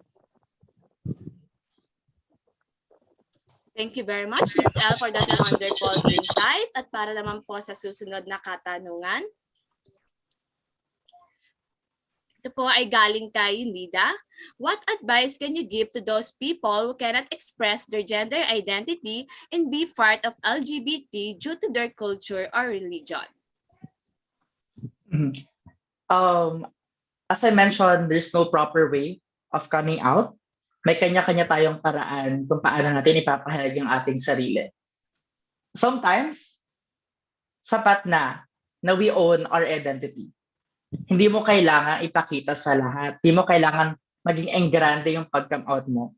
As long as tanggap mo yung sarili mo bilang individual, as long as you wholeheartedly accept and embrace your differences, your individuality, and your uniqueness, then I think sapat na yun para sa'yo. At the end of the day, hindi ka nagka-come out para sa ibang tao, pero nagka-come out ka para sa sarili mo. And I think we should start doing coming in instead of coming out. Let the people who accept you come into your life. Hindi mo kailangan mag-come out pagkos kailangan mo tanggapin yung mga tao na nakakatanggap sa'yo. Thank you very much, Mix L. Napakaganda po ng inyong sinabi. And I think that's the end of our forum. Once again, thank you to our dear participants and to Mix L Aspilia for answering the questions of our kadiwa. Sigurado po ako na na-enlighten na ang ating mga kadiwa about SOGI. I hope you are enjoying our webinar so far and may we continue to be champions of human rights for all. Back to you, MCs. And thank you so much, Ms. Rebaño. And once again, let us express our warmest gratitude to Mix L Aspila. It is such an honor po to have you here as our research speaker and to bless us with the knowledge about gender and development. Yes, thank you so much po ulit. So everyone, mga kadiwa at ka-NSTP, let us now have our NSTP officials to award the certificate of recognition to Mix L Aspila. Okay, maraming salamat Marisa and Brian. Of course, maraming salamat po Mix L. Pero bago po natin igawad ang ating sertipiko ng pagkilala sa ating resource speaker para sa umagang ito, para sa ating tagapagsalita, of course, pagbati po muna sa dekana ng Kolehiyo ng Edukasyon, Dr. Mina L. Kumuyog, kasama ang aming mga kasamahang guro sa COED at NSTP na naririto ngayon sa ating Zoom room. Magandang umaga po sa ating lahat. And you know what? One of the most important issues affecting globe right now is gender equality. We are all aware of that. Most people are aware that gender equality is a fundamental human right. However, men are still experiencing, and women experiencing persisting barriers to opportunity, superior cognitive abilities. We can all agree there are still a few people in our community who are very content with the fact that they exist, despite the fact that each of us has our own opinions, a unique way of perceiving the world. We have different expressions. At marami pong mga experience, marami pong mga identidad na kinakailangan po nating i-recognize sa mundong ito. At upang mas may paliwanag ang mga bagay na binanggit po kanina, naririyan po si Mix L para mas ma-enlighten po tayo. Mix L, napakaganda po ng inyong talk. Maraming salamat po sa makabuluhan at informatibo ninyong pagsasalita at pagbabahagi sa amin ng inyong nalalaman. Kasama ko po ngayon ang Direktor ng NSTP, Dr. Rovelina B. Hacolbia, upang igawad ang Certificate of Recognition. Salamat, Joey. Bago po ang lahat, mabanggit ko lang po, Miss L, ang gender and development ay advokasya na po ng buong universidad. Kaya po meron po kami mga faculty members dito, maging administrative staff, at maging galing mula po sa main at branches and campuses.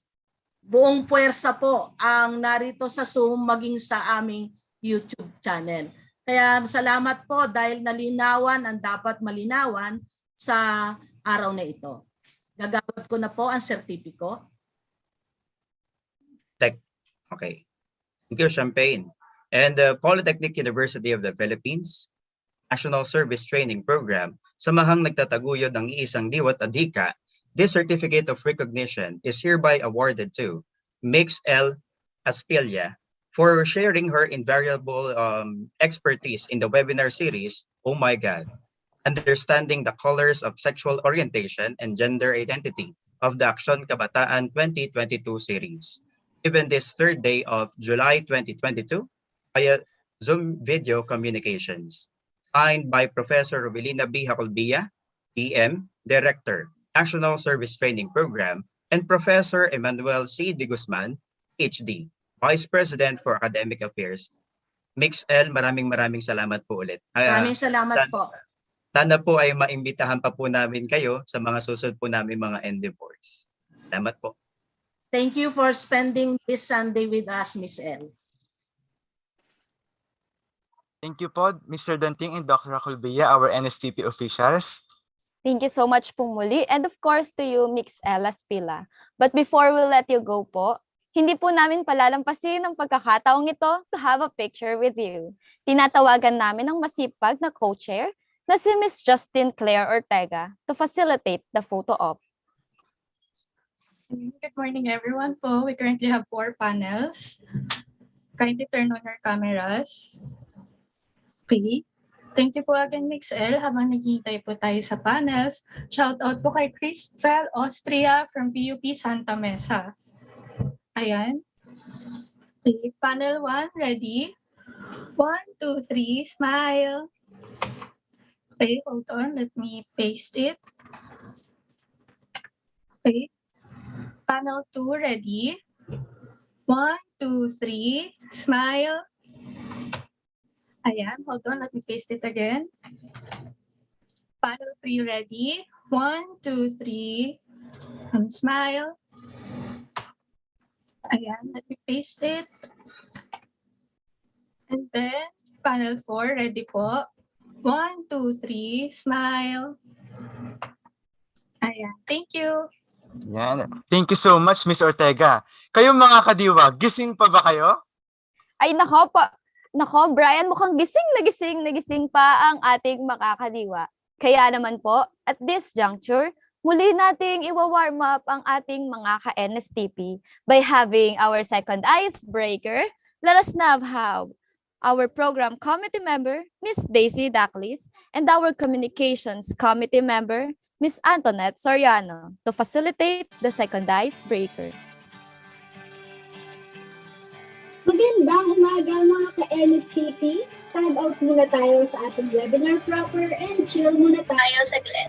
At this moment, susubukan natin ang galing ng bawat kadiwa sa inihanda nating pampaganang games para mas lalo pa kayong magising. Pero wait lang mga kadiwa, let us also open our virtual floor para sa aking shining, shimmering, splendid partner. Thank you for that, Antoinette. Na-flatter naman ako sa compliment mo. Anyways, ako nga pala si Daisy Daclis mula sa BEd 11N. At ako naman si Antoinette Soriano mula sa BEd 11D at kami ang inyong Game Masters para sa araw na ito. Ayun nga, Antoinette. Gaya ng una nating sinabi, chill muna at relax tayo sa part na ito.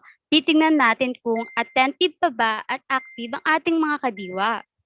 Tama ka dyan, Daisy. Kaya naman, simulan na natin ang ating laro sa pinamagatang Pride's Word Scramble.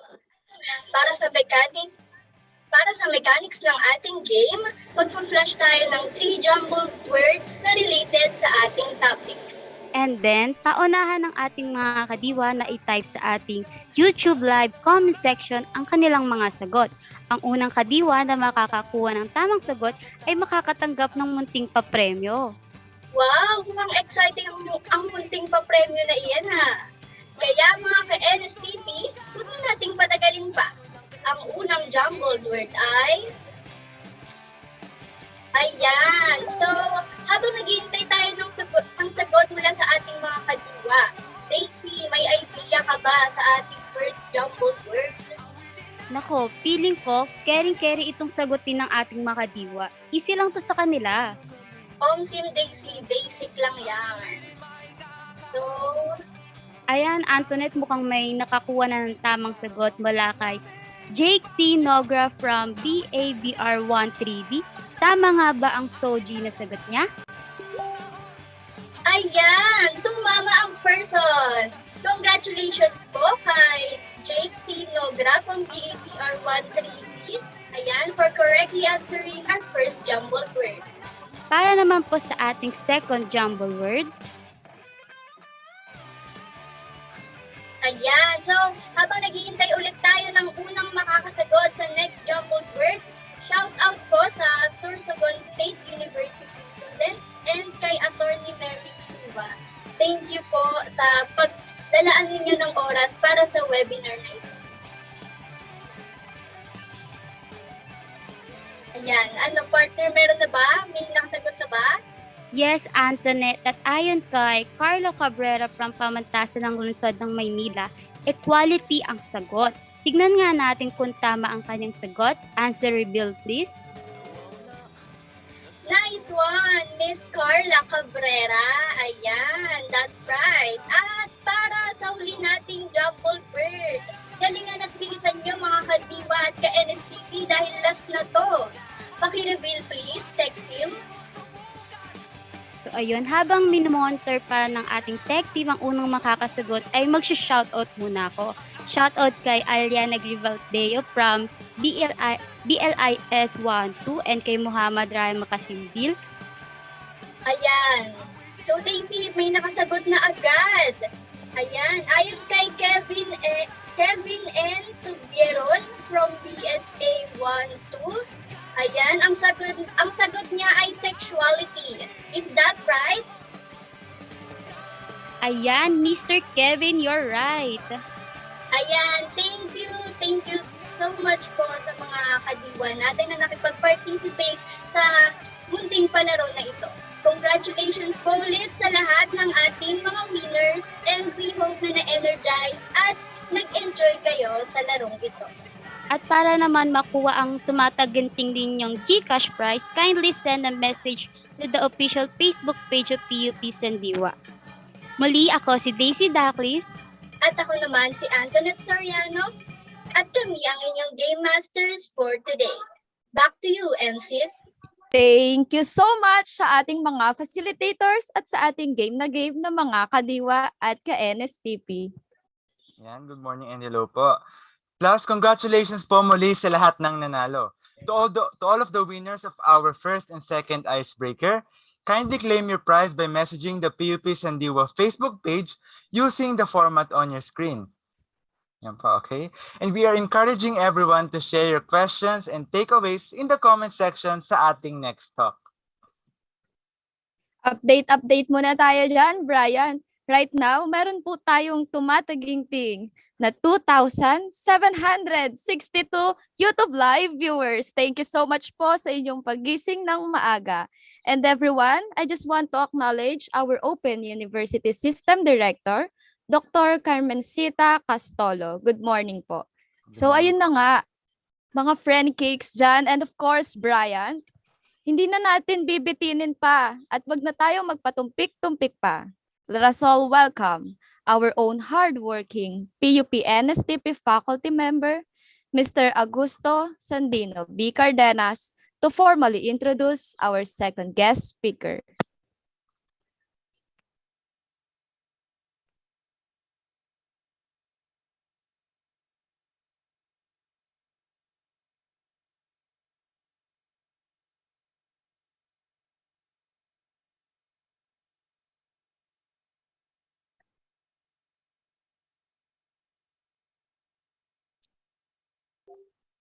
Naririnig po ba ako?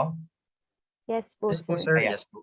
Magandang umaga po sa ating lahat, sa aking mga kapwa CWTS facilitator, kasapi at pamunuan ng Sandiwa, mga estudyanteng panauhin na nakatunghay at nakasubaybay sa YouTube live stream. Magandang umaga po at higit sa lahat sa ating panauhin para sa susunod na paksa. Ang ating panauhin para sa isang makabuluhang paksa sa umagang ito ay si Attorney Cheryl Arnie Palyorin Makutay Alviar.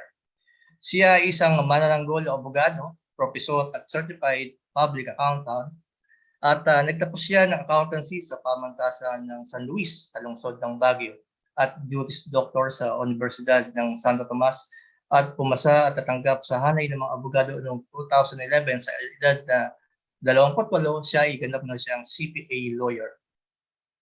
Naging katuwang at pansamantalang profesor sa College of Law ng Philippine Christian University mula 2012 to 2014 at sa kasalukuyan ay nagturo sa Isabela State University bilang katuwang at pansamantalang profesor sa College of Law ng nabanggit na pamantasan. Itinatag din niya ang kanyang sariling tanggapan na Cheryl Arnie Makutay Law and Accounting Firm at bilang edukador, siya ay naging bahagi ng mga palihan, seminar at webinar at nito lamang Marso 11, 2022, siya ay naging tagapagsalita para sa Safe Space Act, Bawal Bastos Law, and Gender-Based Online Sexual Harassment webinar na ginanap sa Isabela State University, Kawayan Campus. At muli po, isang karangalan na ipakilala ang ating panauhin, Attorney Cheryl Arnie Palyorin Makutay Alviar.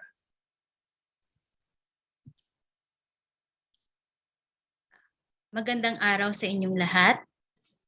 Naririnig ba ako? Yes, ma'am. Loud and clear po. Okay. Again, good morning to all the directors, officers, and students of Polytechnic University of the Philippines, as well as your YouTube viewers, 2,000 plus na as of a while ago. Before I start, I would like to thank first the directors and officers of the National Service Training Program, as well as Sandiwa of Polytechnic University of the Philippines for allowing me and become your resource speaker for this webinar forum, My God, Understanding the Colors of Sexual Orientation and Gender Identity. Now, I am tasked basically to discuss Republic Act 11-313 or the Safe Spaces Act, popularly known as the Bawal Bastos Law. So let's start.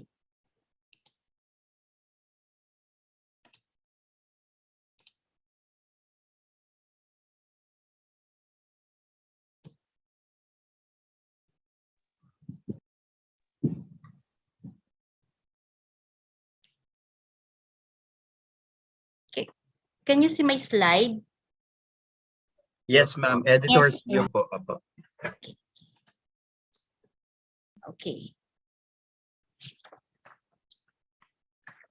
Safe Spaces Act or Republic Act 11-313 is enacted because the state values the dignity of every human person and guarantee full respect for human rights. It is also enacted because the state recognizes that both men and women must have equality, security, and safety, not only in private places, but also on the streets, public spaces, online workplaces, and educational and training institutions. Basically, this Safe Spaces Act covers not only men and women, but also members of LGBT+. So, pwedeng maging victim pa rin dito ang mga LGBT+ brothers and sisters natin. Okay. Basically, this Safe Spaces Act is a broader version of Sexual Harassment Act. The Sexual Harassment Act was enacted under Republic Act 7877, enacted last 1995. While the Safe Spaces Act was enacted, very bata pa itong Safe Spaces Act. This was enacted in 2019. Okay. So before we start our discussion of Safe Spaces Act, I just want to give an overview of the differences between the Sexual Harassment Law and the Safe Spaces Act. Okay. Para just in case merong malalaman nyo kung sino yung offender dun sa Sexual Harassment Law versus Safe Spaces Act, and the place where the commission of the crime will happen. Okay. Under the Sexual Harassment Law, the punishable acts are the act of demanding, requesting, or requiring sexual favor from the victim. Okay, even though the demand or request or requirement for sexual submission is accepted or not by the victim, as long as merong demand, merong request, merong requirement for sexual favor, punishable na siya under Sexual Harassment Law. Let's on the other side, Safe Spaces Act, it broadens the crime of sexual harassment. It includes the demand, the request, and sexual favor from the victim, as well as catcalling, wolf whistling, stalking, public masturbation, and a lot more, which we will discuss those punishable acts as we go through our presentation. Okay. Another difference is the place of commission of the crime. With respect to sexual harassment law, the commission of the crime is on a workplace, on the training or educational environment. With respect to Safe Spaces Act, the commission of the crime may be made same in the workplace, training or educational environment, plus public streets or public places, as well as online. Okay? So na-broaden siya yung place of commission of the crime. We will discuss what are those public spaces as defined under the Safe Spaces Act. Last, another difference between the Sexual Harassment Law and the Safe Spaces Act is the offender.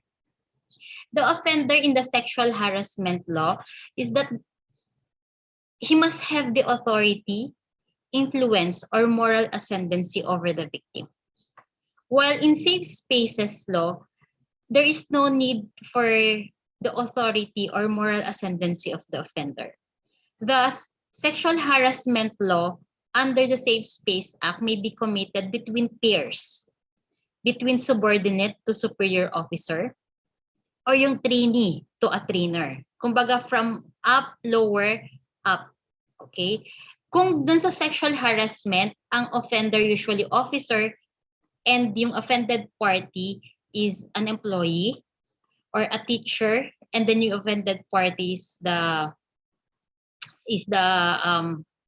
student. Dito sa Safe Space Act, it may be committed by a student sa teacher niya or yung employee dun sa superior niya. Okay? Safe Space Act may also be, the offender may also be a stranger or hindi mo kakilala. Okay? Basically, that's the difference between the Sexual Harassment Law and the Safe Spaces Act. Now, let's go through our presentation and discussion on the Safe Spaces Act. Can you see the another slide of my presentation? Yes po, ma'am. Okay, okay. Now let's start with the discussion on the Safe Spaces Act. There are 4 kinds of act that is punishable under Safe Spaces Act. These are the gender-based street and public spaces sexual harassment. Second, the gender-based online sexual harassment. Third, the gender-based sexual harassment in the workplace. And fourth, the gender-based sexual harassment in educational and training institutions. By the way, with the enactment of the Safe Spaces Act, the local government unit, okay, are mandated to pass an ordinance in order to localize the applicability of the Safe Spaces Act. So itong law na to, minamandate niya ang lahat ng local government units na magpasa ng ordinansa para maging localize ang applicability nitong act na to. Okay? It also requires all local government units to post and disseminate in the conspicuous places the copy of this Safe Spaces Act, as well as the ordinance that is being passed in order to localize this act. Okay. The local government unit is also mandated to create an anti-sexual harassment hotline para just in case those victims of sexual harassment, meron silang automatic na matatawagan. Okay. In case in their locality. Now, let's focus our discussion on the kinds of sexual harassment under Safe Spaces Act. Our first discussion will focuses on the gender-based street and sexual spaces, gender-based street and public spaces sexual harassment.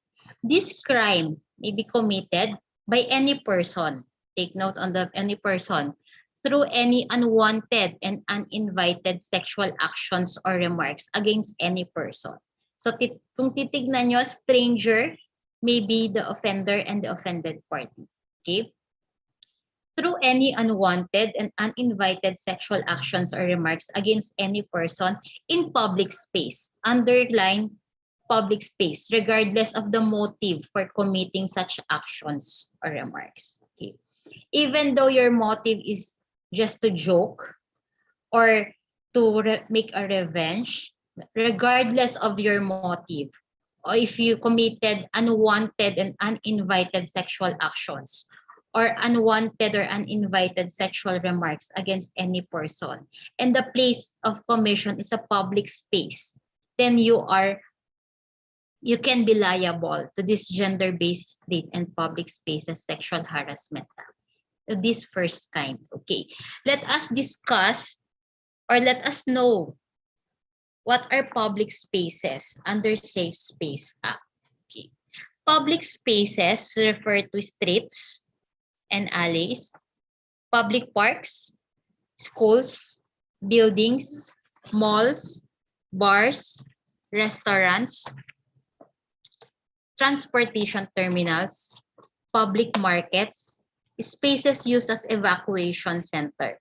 Take note, even though this evacuation center is a privately owned, but if it is categorized by the government as evacuation center or nirent ng government to become evacuation center, then it is still considered as public space. Okay. Additional for public spaces are the government offices, public utility vehicles, including the TNVS. So sexual harassment committed inside a public utility vehicle or inside the Transport Network Services, TNVS, can be considered as a public space, thus may be liable under this first kind of sexual harassment. Another, other recreational spaces, such as but not limited to cinema, halls, theaters, spas, and other privately owned buildings or structures, but it is open to the public. Okay. Di ba yung theaters naman, yung mga spas, these are privately owned, but it is open for public. We have to take note on the first kind of gender. It is a gender-based streets and public spaces sexual harassment. Let's go back with the definition. So ano yung element dito ng crime? Okay? Or the prohibited acts. Ano ang element nito? There is an unwanted and uninvited sexual actions or remarks. Okay? And the commission of such sexual actions or remarks in public space. Now, if the sexual harassment, okay, happened in a private place, then it is not punishable under the Safe Space Act. Okay? Kung yung sexual harassment was committed, wala dito sa mga definition. Okay? It's not part of the definition of the public space. Then, it is not punishable under the Safe Space Act. However, it can be punishable under another law. Okay? Let us take, for example, here is Pedro, who was inside the house of Pepe. Okay? Nasa loob siya ng bahay ni Pepe. When he saw the latter's sister Maria, nakita niya yung sister ni Pepe na si Maria. Tapos sinabi ni Pedro kay Maria, ang sexy at ang laki ng pit mo. Okay? Quote unquote. Example lang po. Okay? The commission of the offense is in private house, a private property. Then it is not punishable under the gender-based streets and public spaces sexual harassment. But is it punishable to another law? Pedro may be liable for unjust vexation under the revised penal code. So hindi siya under Safe Space Act, pero pwede siya under the revised penal code. Okay? Now, what are those specific criminal acts that are punishable under the gender-based street and public spaces sexual harassment? These are catcalling, wolf whistling. Ito yung pinipituhan kayo kung meron man nakaranas na sa inyo na paninipol or yung nagwi-whistle. Okay. Wini-whistle kayo in a sense na there is a sexual connotation on that. Okay.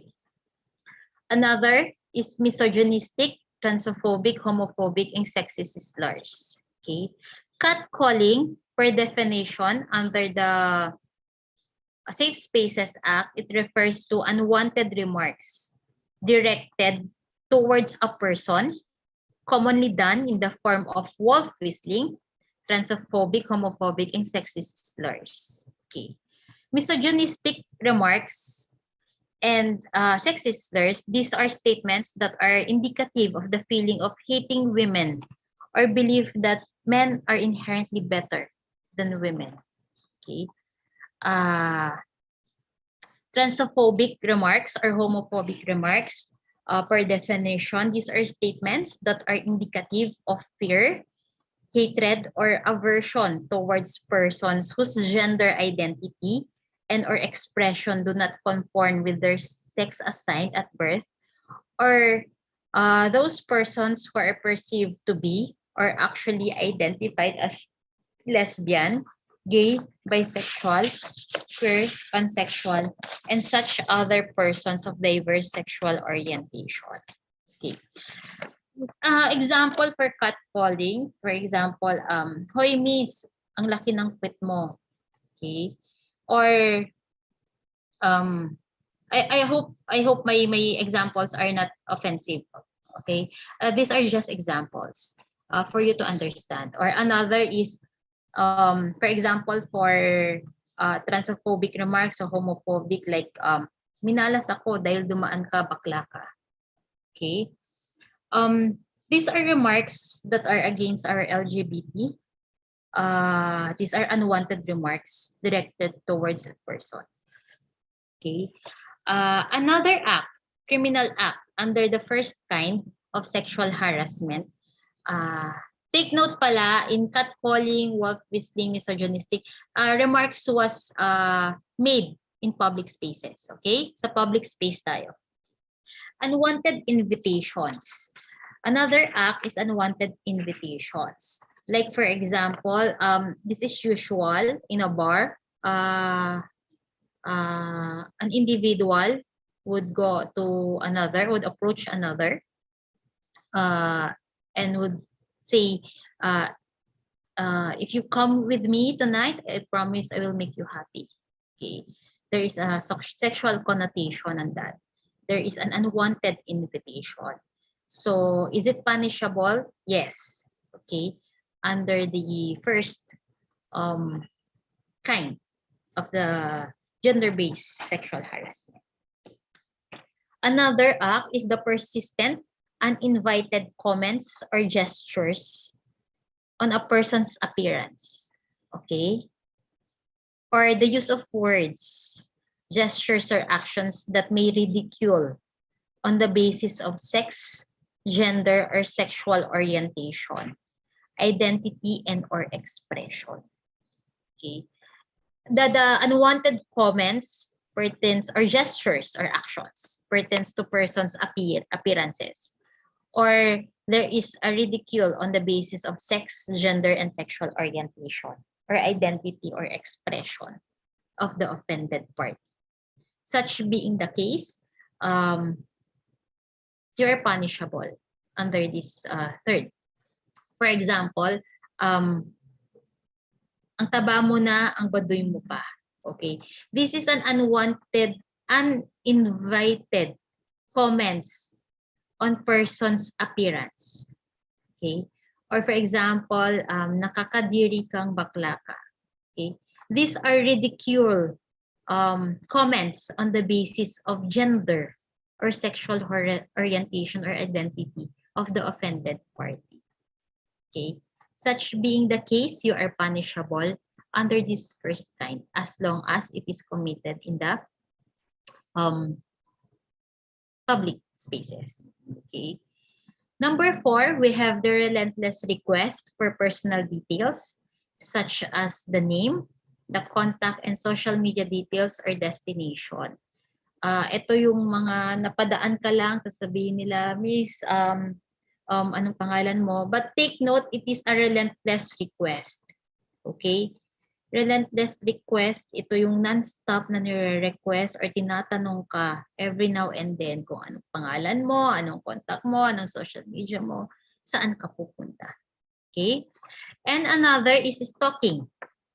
Okay? Ang stalking ngayon is punishable na. Okay? Stalking per definition under the law is a conduct directed at a person involving the repeated visual or physical proximity, non-consensual communication, or a combination thereof that cause or will likely cause a person to fear for one's own safety or safety of the other, or to suffer emotional distress. Okay?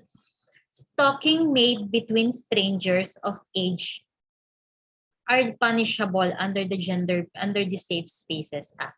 However, if the offended party in the stalking incident is a child or 18 years below, stalking towards a child constitutes child abuse under RA 7610.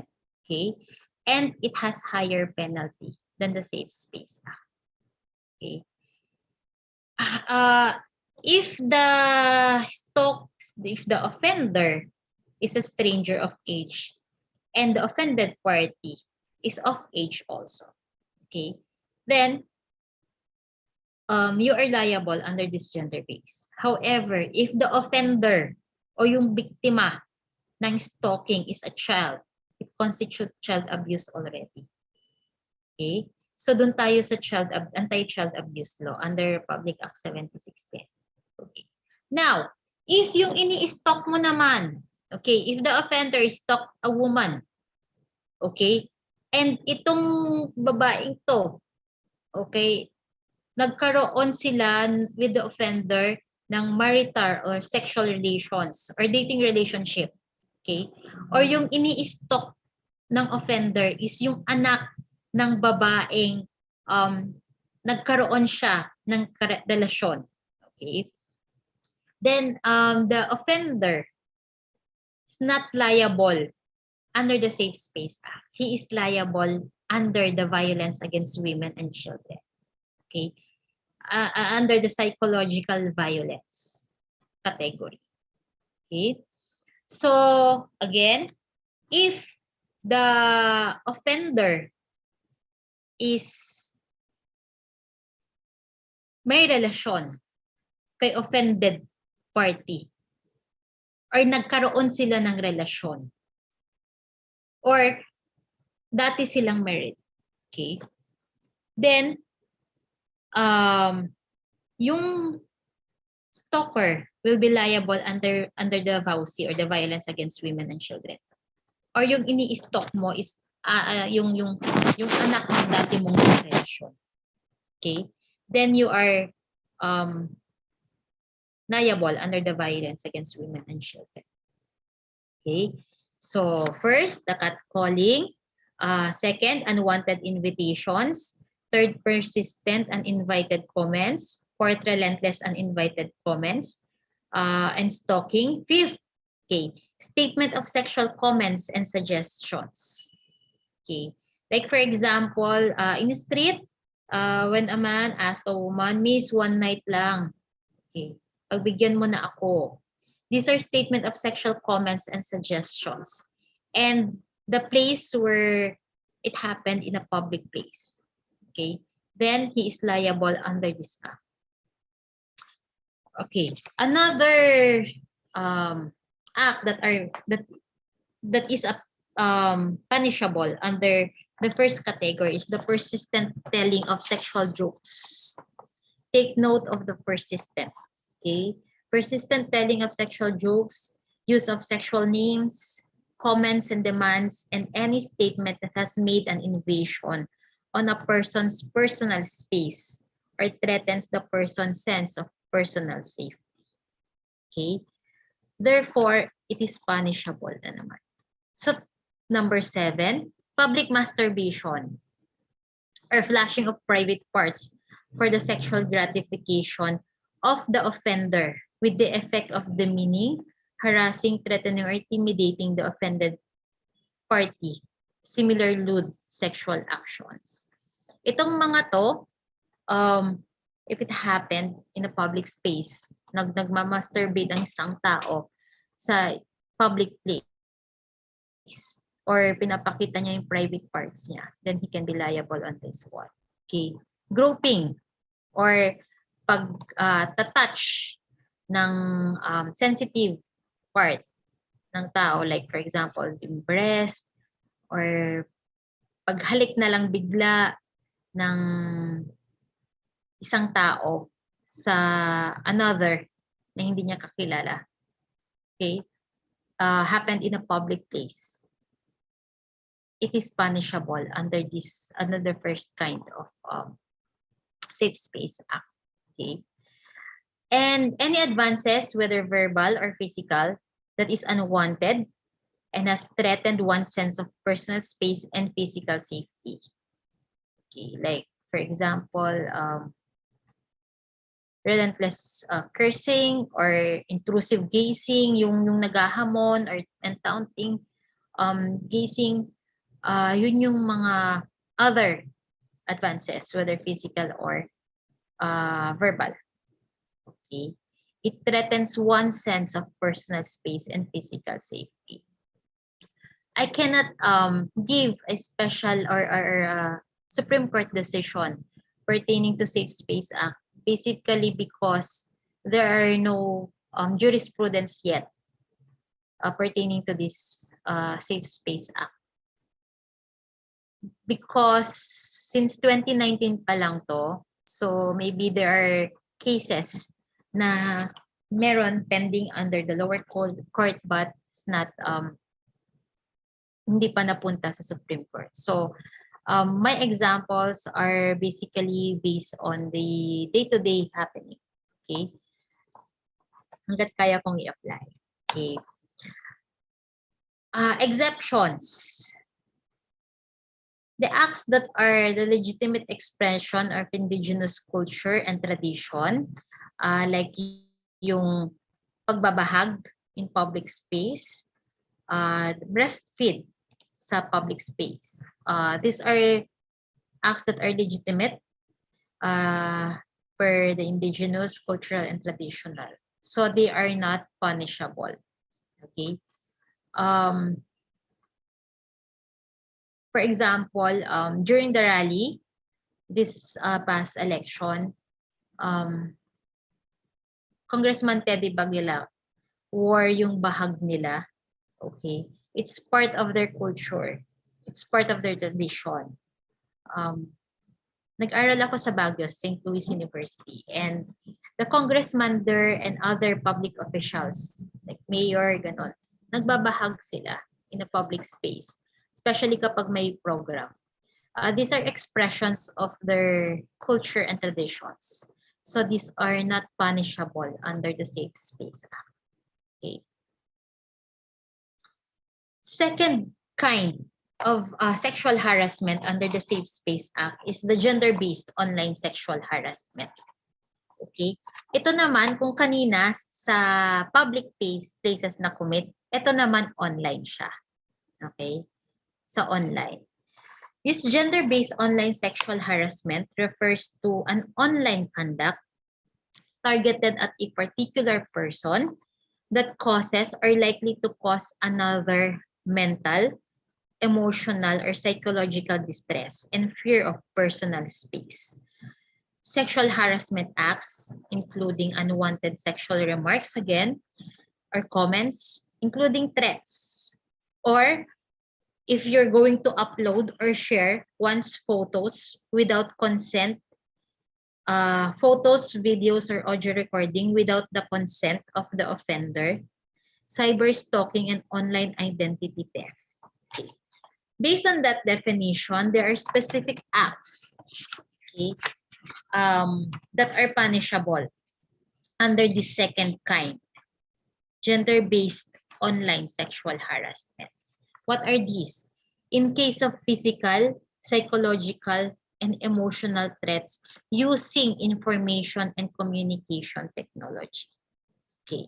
However, in case yung threat niya is a threat to kill, okay, using the information and communication technology, then that offender is liable for grave threat under the Republic Act, under the revised penal code, okay, with a qualifying circumstance of using information technology. Mas mataas yung penalty niya because of the use of information and communication technology.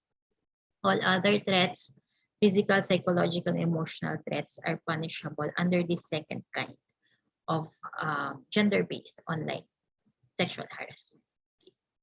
Another specific criminal act is the unwanted sexual, misogynistic, transphobic, homophobic, and sexist remarks and comments online, whether the comment is public or DM, yung sinasabi natin direct message or private messages. Okay. As long as those unwanted sexual, misogynistic remarks and comments happened using the information and communication technology, then it is subject to, then the offender is liable to this second kind of sexual harassment under the Safe Space Act. Okay? Kahit i-PM mo yan, sinasabi nilang PM, okay? As long as your remarks is unwanted sexual or misogynistic remarks, then it is considered as a criminal act under the gender-based online sexual harassment. Okay. Third specific criminal act is the invasion of victims' privacy through cyber stalking. Kung kanina, stalking lang dun sa public places. Ngayon, cyber, using information communication technology. Invasion of victims' privacy through cyber stalking and incessant messaging. Okay? Or uploading or sharing without the consent of the victim or the offended party any form of media that contains photos, voice, or video with sexual content. Such being the case, then you are liable under the sexual harassment online, gender-based online sexual harassment. Cyber stalking, it is a form of stalking with nag-level up na nga lang using through an electronic medium in which online communication takes place. Okay. Another act, the fourth act, okay, is the invasion of victims' privacy. through any unauthorized recording and sharing of any of the victim's photos, videos, or any information online. Invasion of victims' privacy. Okay. Another is the invasion of victims' privacy through impersonating identities of victims online, or yung popularly known as the online identity theft. Okay. Or posting lies about victims to harm their reputation, or filing false abuse reports to online platforms to silence a victim. Okay. Take note here in online identity theft. Okay, you may prosecute the offender, okay, under the Safe Space Act, and at the same time constitute a cyber crime of identity theft under the Cybercrime Prevention Act. So dalawa, in case of identity theft, dalawa yung ipa-file mo sa kanya.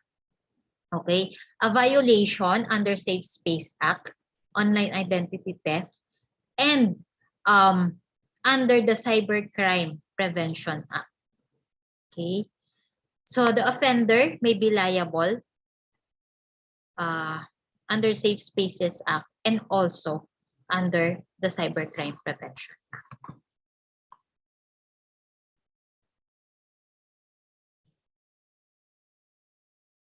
Okay.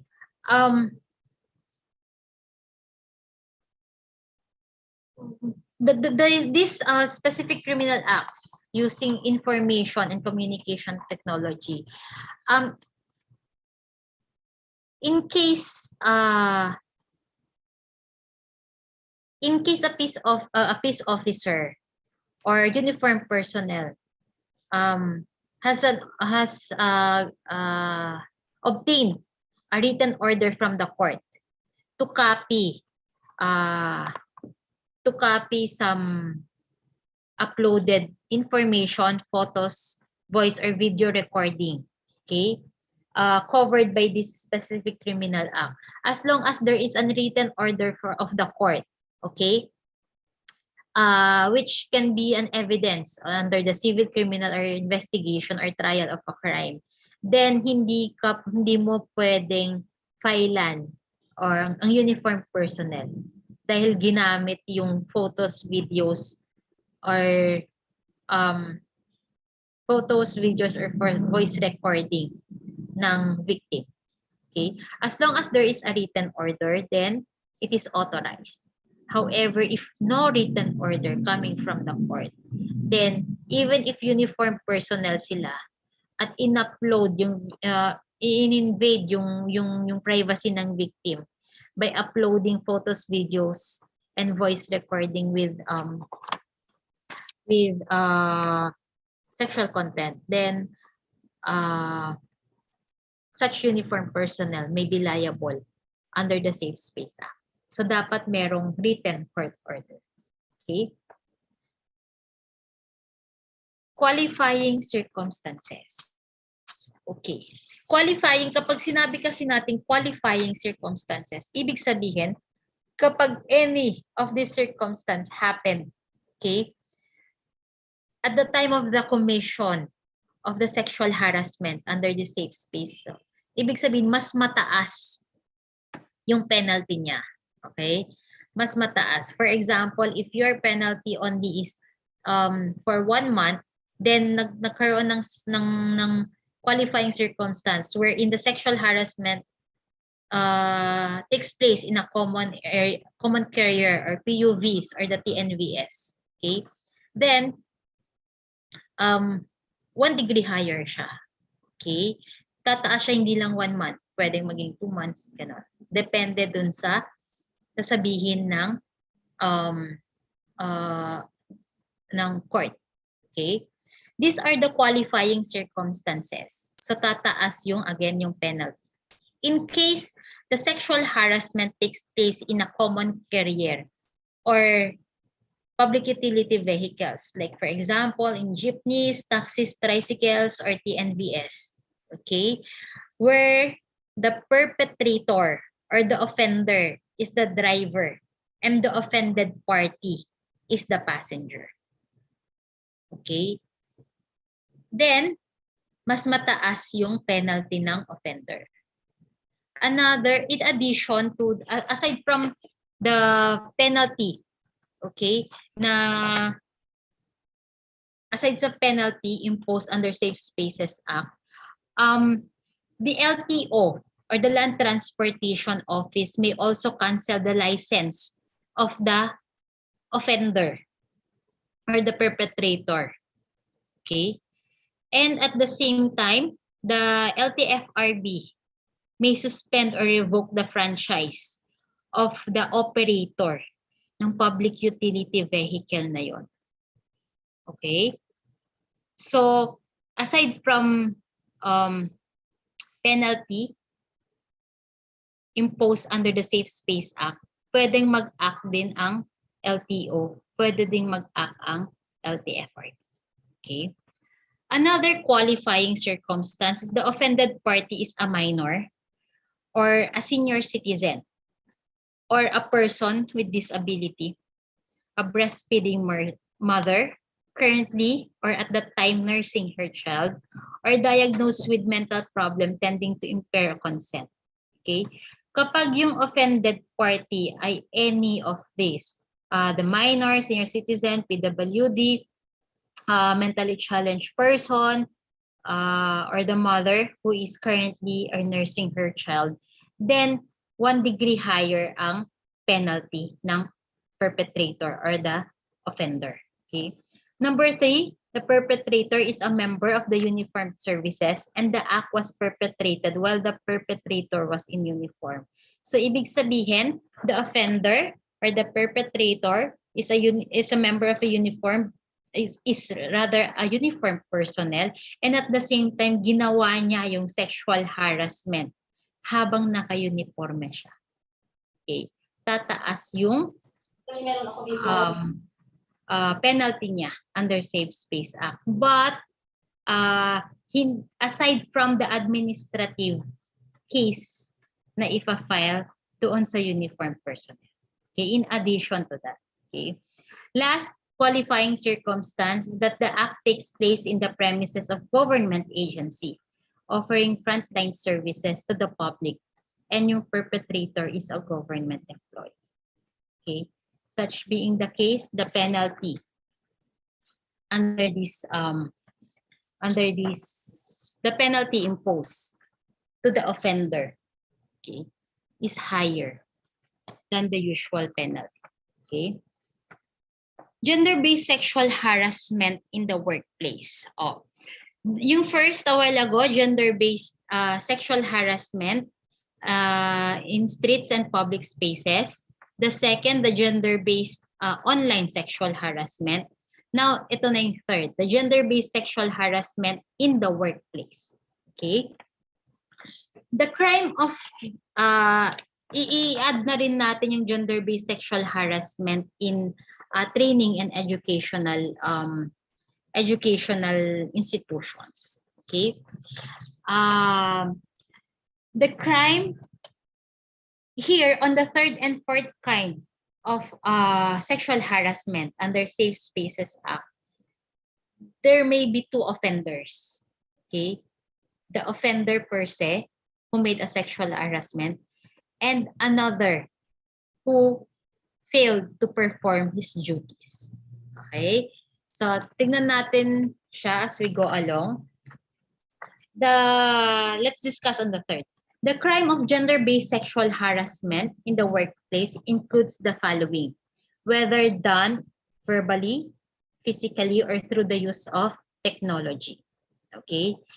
An act or series of acts involving any unwelcome sexual advances, requests or demand for sexual favors, or any act of sexual nature that has or could have a detrimental effect on the conditions of an individual's employment or education, job performance, or opportunities.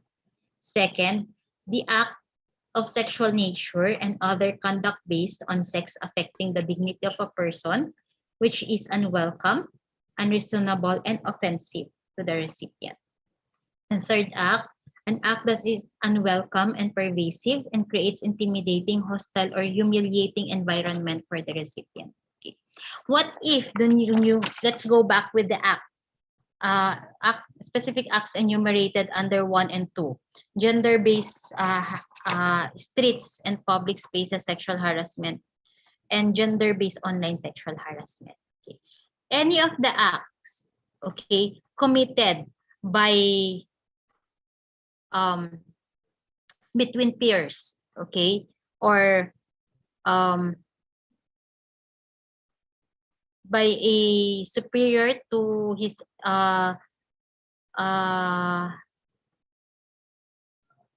superior to an employee or to an employee to his superior. Okay? Like for example, nag-catcalling siya, misogynistic statements, stalking. Okay. If such happened in a workplace, okay, then he is liable on this one. Okay. On this third crime. Okay. The crime of gender-based sexual harassment in the workplace or educational or training institutions may be committed between peers, okay, or co-employees. Those committed to a superior officer by a subordinate or to a trainer by a trainee, okay. While sexual harassment made by superior officer to his subordinate, or there is a moral ascendancy by the offender to offended party, he is liable under the Sexual Harassment Act, under Republic Act 7877. But if there is no moral ascendancy, okay, then dito liable ang offender sa gender-based sexual harassment in the workplace, including the educational and training institutions. Okay. So, if the offender may be a peer or a student or a trainee committed sexual acts, okay, in a workplace or in educational or training institutions, then he may be liable on this one. Okay. Sabi ko, dalawa kanina. Okay. Second, what are those duties of employers or anyone who exercises control over the employee? The duties of the employer is to disseminate or post in a conspicuous place a copy of this law, okay, to all persons in the workplace, to provide measures to prevent gender-based sexual harassment in the workplace, such as the conduct of anti-sexual harassment seminars, or create an independent internal mechanism or committee to investigate and address the complaints of gender-based harassment, and also to provide and disseminate in consultation to all other persons in the workplace to create a code of conduct pertaining to this gender-based sexual harassment. Okay? These are the duties of the employers. Okay? Sabi ko, dalawa kanina yung possible na magiging offender dito. The one who committed the actual sexual harassment, and then another, si employer or anyone who has exercised control over the employee. Okay? The employer may be liable under the Safe Space Act if, okay, he failed to prevent, okay, or deter or punish the performance of gender-based sexual harassment in the workplace. Or such employer or a person having authority, influence, or moral ascendancy in the workplace failed to take action on the reported harassment, or hindi niya in-implement yung duties niya, which are any of these. Okay? Kapag hindi niya in-implement yan, then the employer may be responsible under Safe Space Act for failure to perform his duties and responsibilities, not because of the sexual harassment. Okay? Pero liable siya under Safe Space Act. Hindi nga lang for the act of sexual harassment. Okay? Same discussion with this gender-based sexual harassment in educational and training institutions. Okay?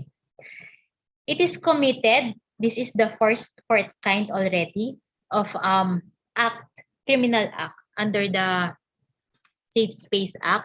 this crime of gender-based sexual harassment in education and training institutions is committed by principals, school heads, instructors, professors, coaches, trainers, and any other person has authority, influence, or moral ascendancy over another in an education and training institutions. Okay? If, parang doon kanina, he failed to disseminate or post a copy, okay, of this Safe Space Act, or provide measures to prevent harassment, okay, or create independent internal mechanism to investigate and address complaints for harassment, or to provide and disseminate in consultation with any other persons in creation of the code of conduct or school policy pertaining to sexual harassment, or failure to act on reported harassment. Okay. Another duty is to designate officer in charge to receive complaint, ensure that victims are provided with gender-based environment that is both respectful to the victim, and adopt a published grievance procedures, okay, to facilitate the complaints by students or faculty members. Okay. Non-implementation of the school heads of their duties or failure to act on the reported gender-based sexual harassments committed, then the school heads may be liable. Okay. Same dun sa third, okay? Third kind and fourth kind, there may be two offenders.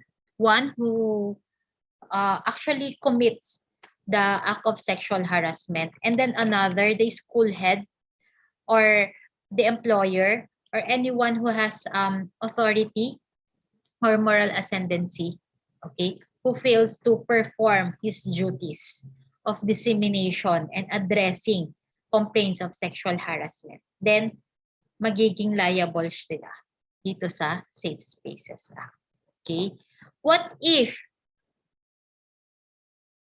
the offender is a minor student?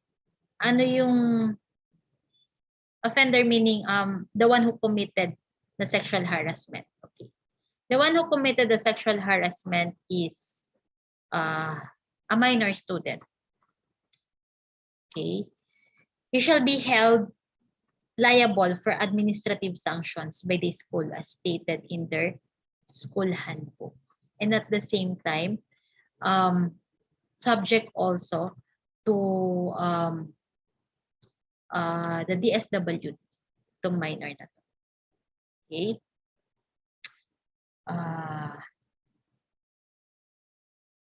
That is the end of my discussion and presentation. Thank you very much for listening.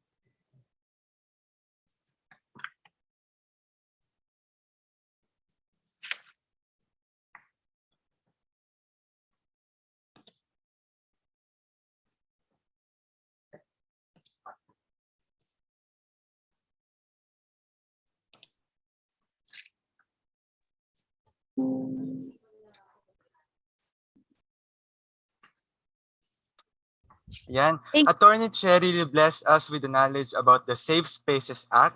Or ang natutunan ko po dito is yung sexual harassment po may come in all phases po. We may not be able to distinguish which is which, but if you feel assaulted po, don't be afraid to call out to the perpetrator. Dahil po ito yung first step against these types of harassments.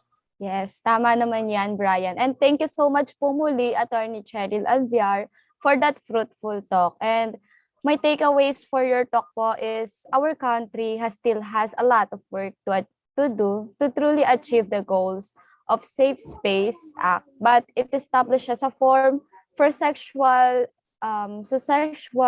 harassment victims to voice out and fight for themselves. Let me strive for safer environment for all throughout this act. So ayun na nga po, Attorney Che, and of course to my partner na si Brian. I am sure that many participants would like to ask our honorable guest speakers a few questions regarding to the talk.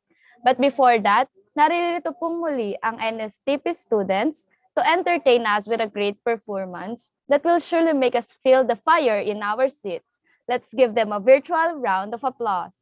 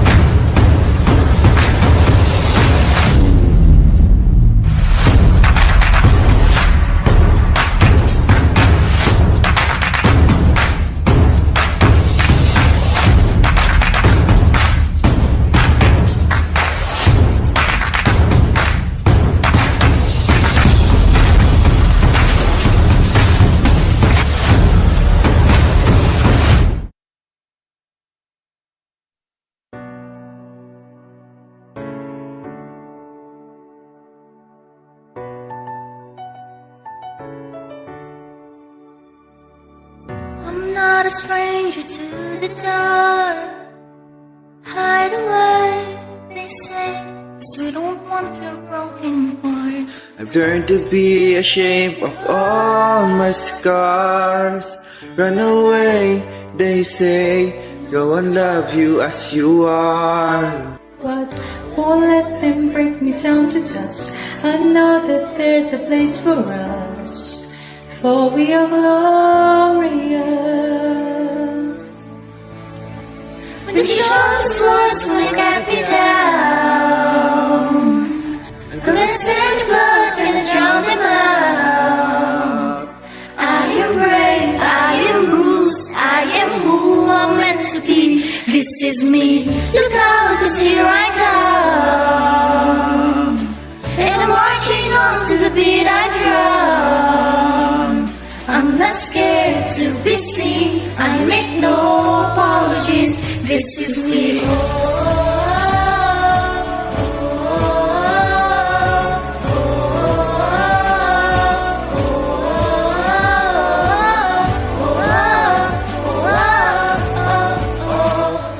Another round of bullets hits my skin.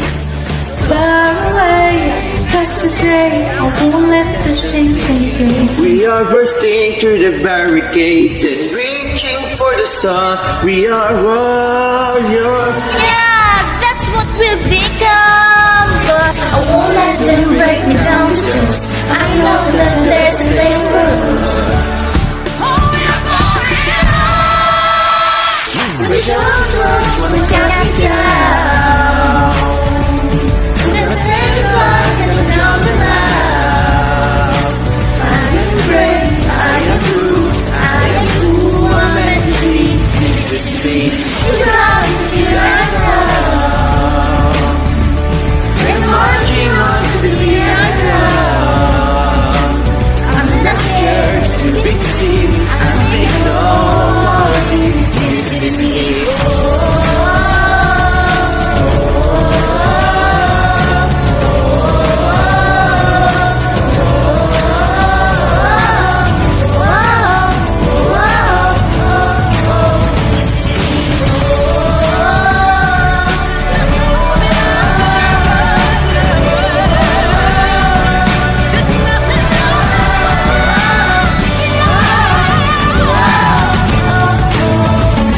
The sharpest words wanna cut me down.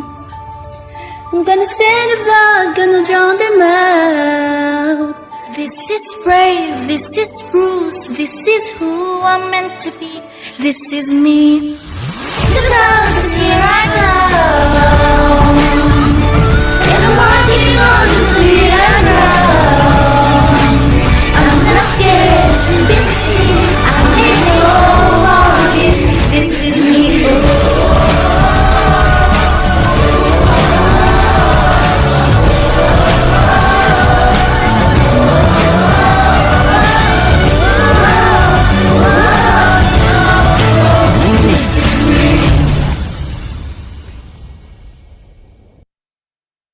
Nako, ibang level na namang intermission ang nasaksihan natin.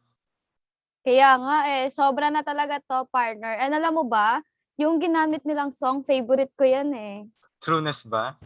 Yes, fave na fave ko yan, lalo na yung part na, listen ha, so ito nga, yung part na, I'm not scared to be seen, I'll make no apologies, this is me. Oh ha? Sobrang goosebumps tong part na to, Brian, lalo na yung deep meaning nung kanta na talagang napapaisip ako palagi na, oo nga no, bakit ba tayo nagpapa-apekto sa iba? Hanggat wala tayong tinatapakang tao, hanggat nasa tama tayo, maging totoo tayo sa sarili natin. Dahil everyone, wala pong mali sa pagtanggap sa ating sarili. And that's what this song meant for me. Tama ka riyan, Marisa. Kaya thank you so much BEd 11D and 11N for that great performance. Yes, and as just expected, I am sure that many participants would like to ask a few questions regarding to the talk that Attorney Che have shared to us. Let us now have Mr. Angelo Joren L. Sanas to facilitate the open forum.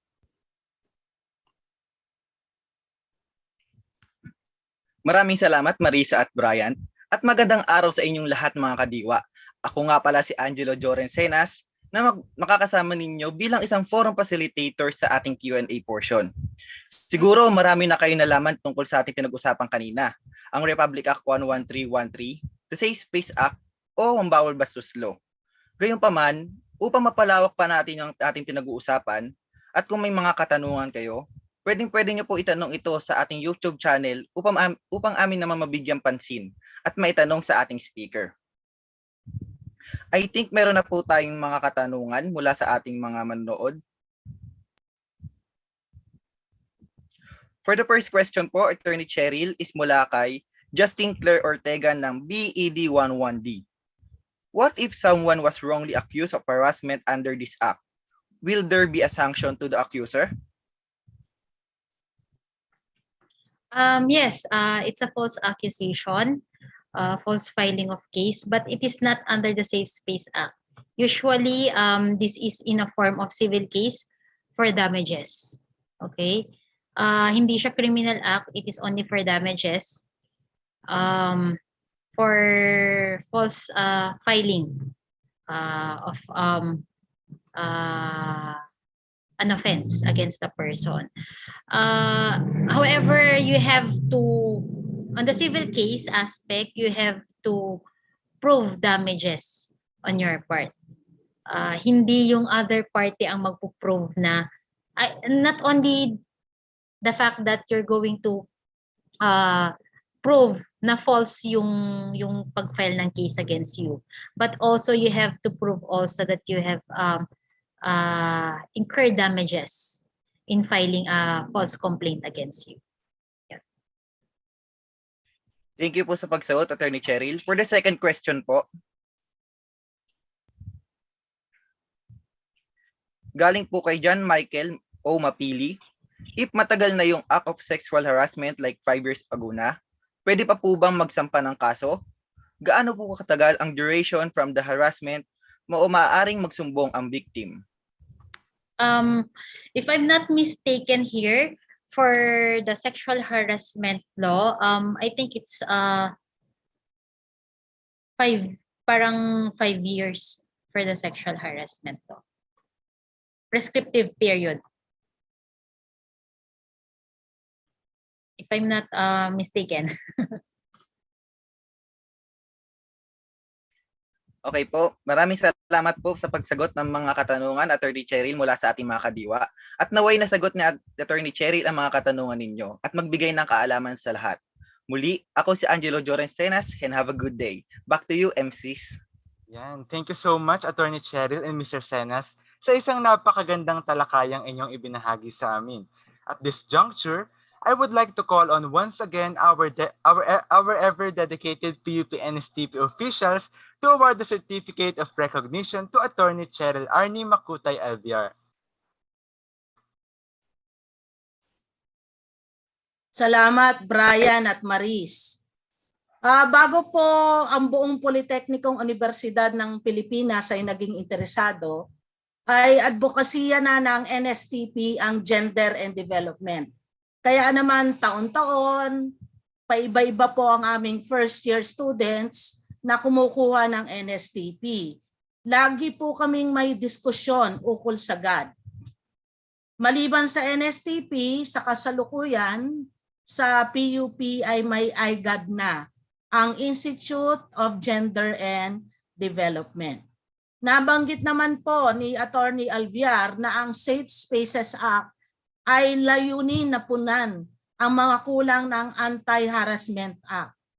Kinilala rin ng ating Safe Spaces Act na harassment na rin ang mga akto na panggigiit sa pagitan ng magkaeskwela, trabahador sa kanyang amo, estudyante sa kapwa niya estudyante, estudyante sa kanyang guro, isang trainee sa kanyang trainer. Ang batas na ito ay nagbigay ng susundin na balangkas sa paglutas ng mga kaso ng harassment sa loob ng mga institusyon at nililinaw din ng batas na ito na ang sexual harassment ay nagaganap hindi lang sa loob ng eskwelahan at trabaho, ito din ay nagaganap sa mga public spaces. Kaya naman malaking pasasalamat namin kay Attorney Alviar na sa malinaw na diskusyon ng batas na ito. At meron pang mga halimbawa. Alam na natin na ang sakop ng batas at maging ang karapatan natin na kaakibat ng batas na to. Kaya nga po lagi meron kaming tungkol sa gender and development at sa mga batas para layunin din namin maging aware ang aming mga estudyante, mga faculty members at maging ang administrative staff. Salamat po. Igagawad na po namin ang sertipiko. Ms. Champagne? Yan, maraming salamat po, ma'am. Polytechnic University of the Philippines National Service Training Program, samahang nagtataguyod ng iisang diwat adhika. This certificate of recognition is hereby awarded to Attorney Cheryl Arnie F. Makutay Alviar for sharing her invaluable expertise in the webinar series, Oh My God, Understanding the Colors of Sexual Orientation and Gender Identity of the Action Kabataan 2022 series, given this 3rd day of July 2022 via Zoom meeting communications, signed by Professor Romelina B. Hacolbia, DEM, Director, National Service Training Program, and Professor Emmanuel C. De Guzman, HD, Vice President for Academic Affairs of the University. Muli, maraming salamat po, Attorney. Maraming salamat po, Attorney. Thank you po. Thank you, ma'am. Thank you, sir.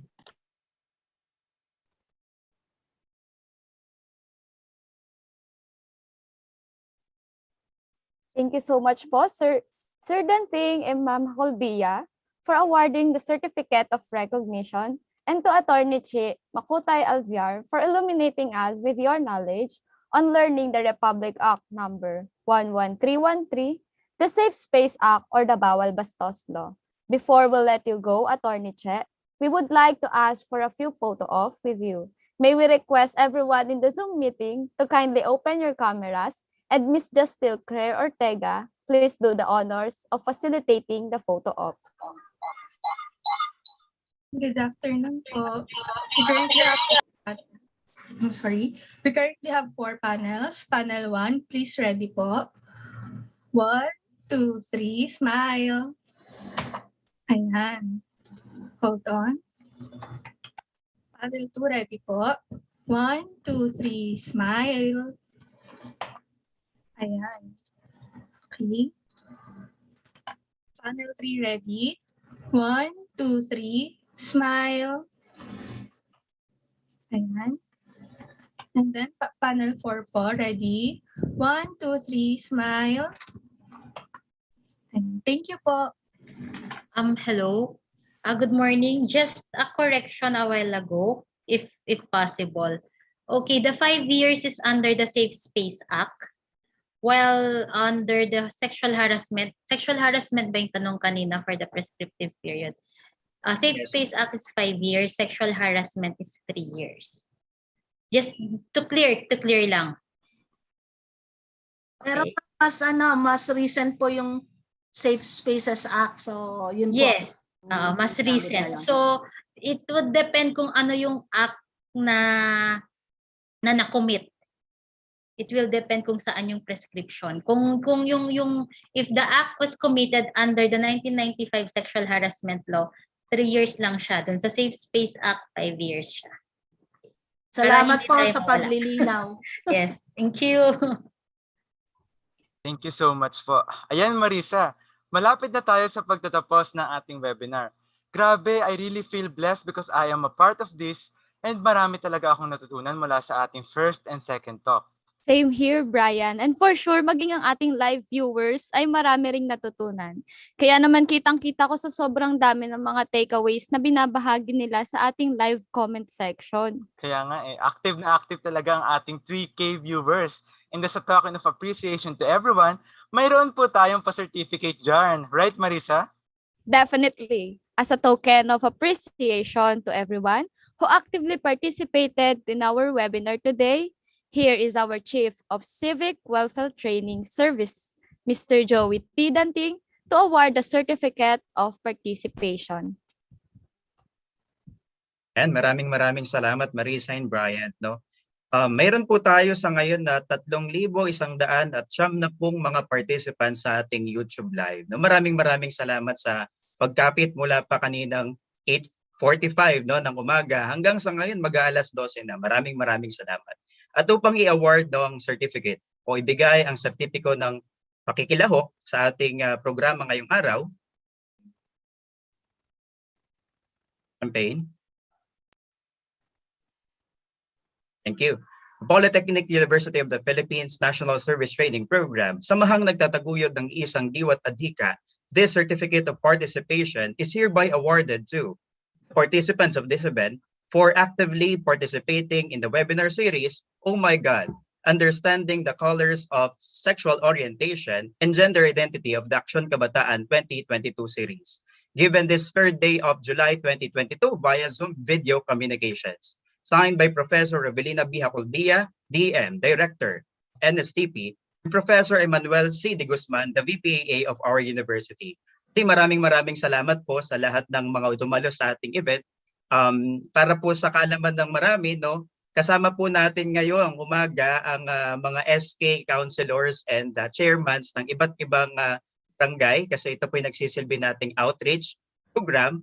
At ito rin po ay proyekto ng ating mga NSTP students sa ating pamantasan. Maraming salamat. Thank you so much po, Sir Danting, for awarding the Certificate of Participation sa ating mga ka-NSTP at kadiwa.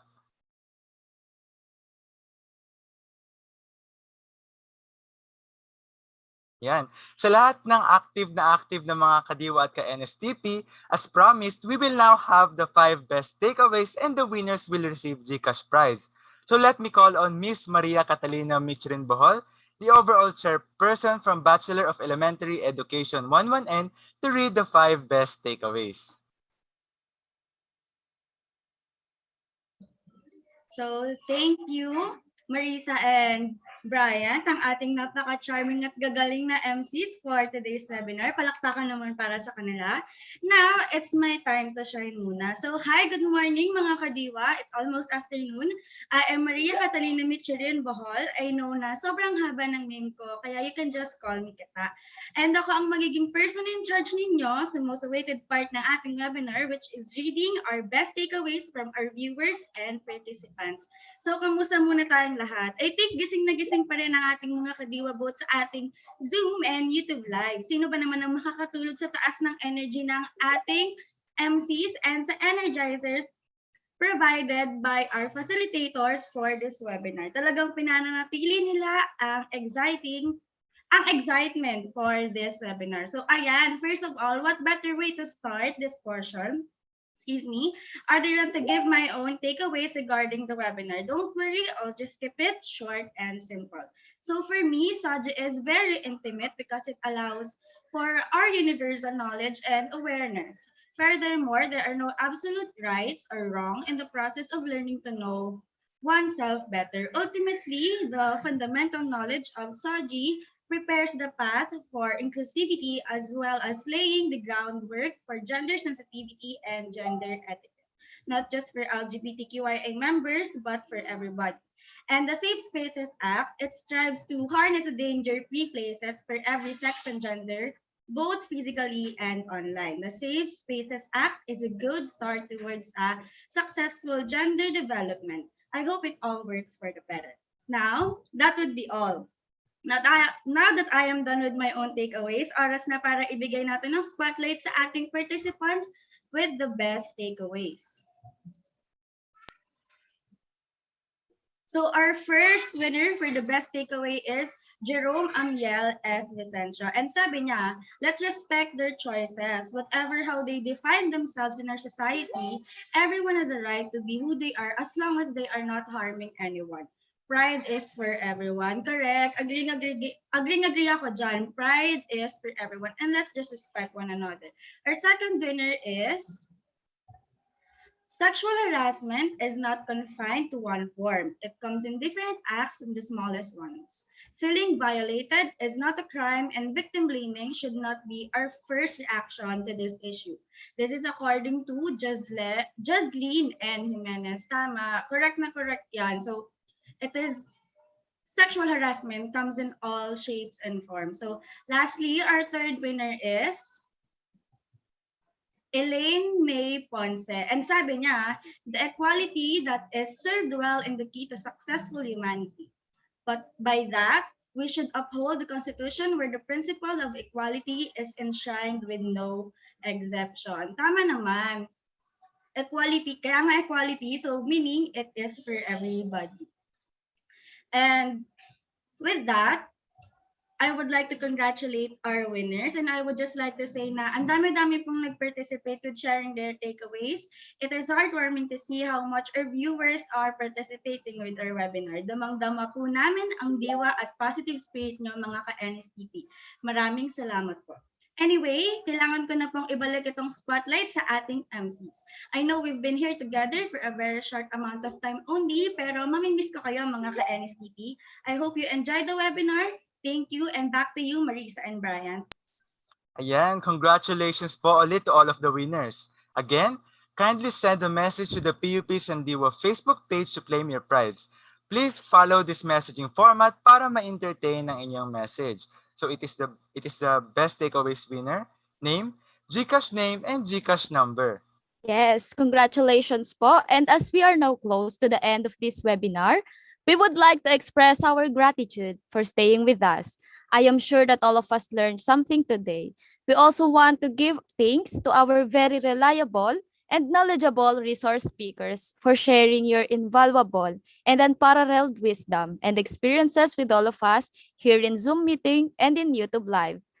Before we formally end this webinar, let's all hear some important announcement from Ms. Bridget P. Wong of PUP Sandiwa College of Business Administration Representative.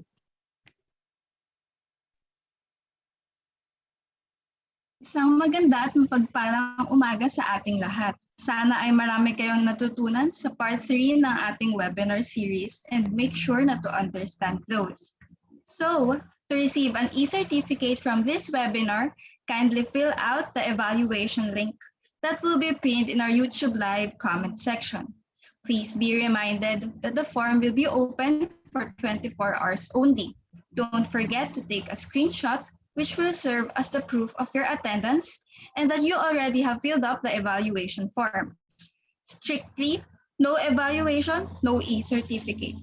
Mga ka-NSTP, excited na ba kayo para sa susunod na part ng ating webinar series? Well, the PUP National Service Training Program prepared more of this for the succeeding weeks. Next Sunday, we will have a deep understanding about mental health awareness, followed by a drug addiction prevention webinar that will be brought to you by the PUP Sandiwa on July 17. And finally, to make an end of this webinar series, we will be having a youth leadership webinar that will be held on July 24. All of this will be conducted every Sunday from 9 a.m. to 12 noon, so make sure to wake up early and be educated through our webinar series. Lastly, I would like to remind everyone to kindly support the PUP NSTP and PUP Sandiwa by liking and following the official Facebook pages of PUP National Service Training Program and the PUP Samahang Nagtataguyod ng Iisang Diwat Adhika. Also, do not forget to subscribe to the PUP NSTP YouTube channel. Once again, thank you and have a great day ahead.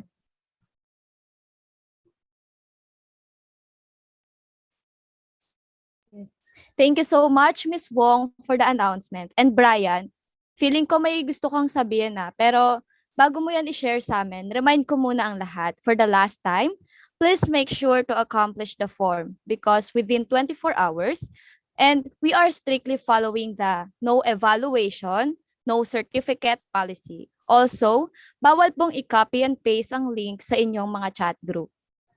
Tama ka riyan, Marisa. Sobrang nag-enjoy kasi ako ngayong araw while learning something new. Kaya naman gusto kong magpasalamat sa lahat ng tao na siyang dahilan for us to be part of this webinar and to make this event possible.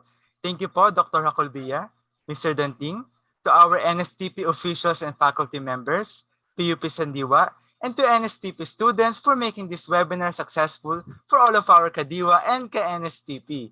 Once again, I am Brian Anthony H. Betco. And I am Marisa D. Santiago.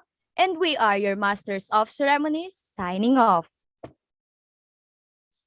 Stay safe and see you next Sunday for another interesting and knowledgeable webinar that will be conducted by Bachelor of Secondary Education major in Filipino 11N and Bachelor of Secondary Education major in English 11D.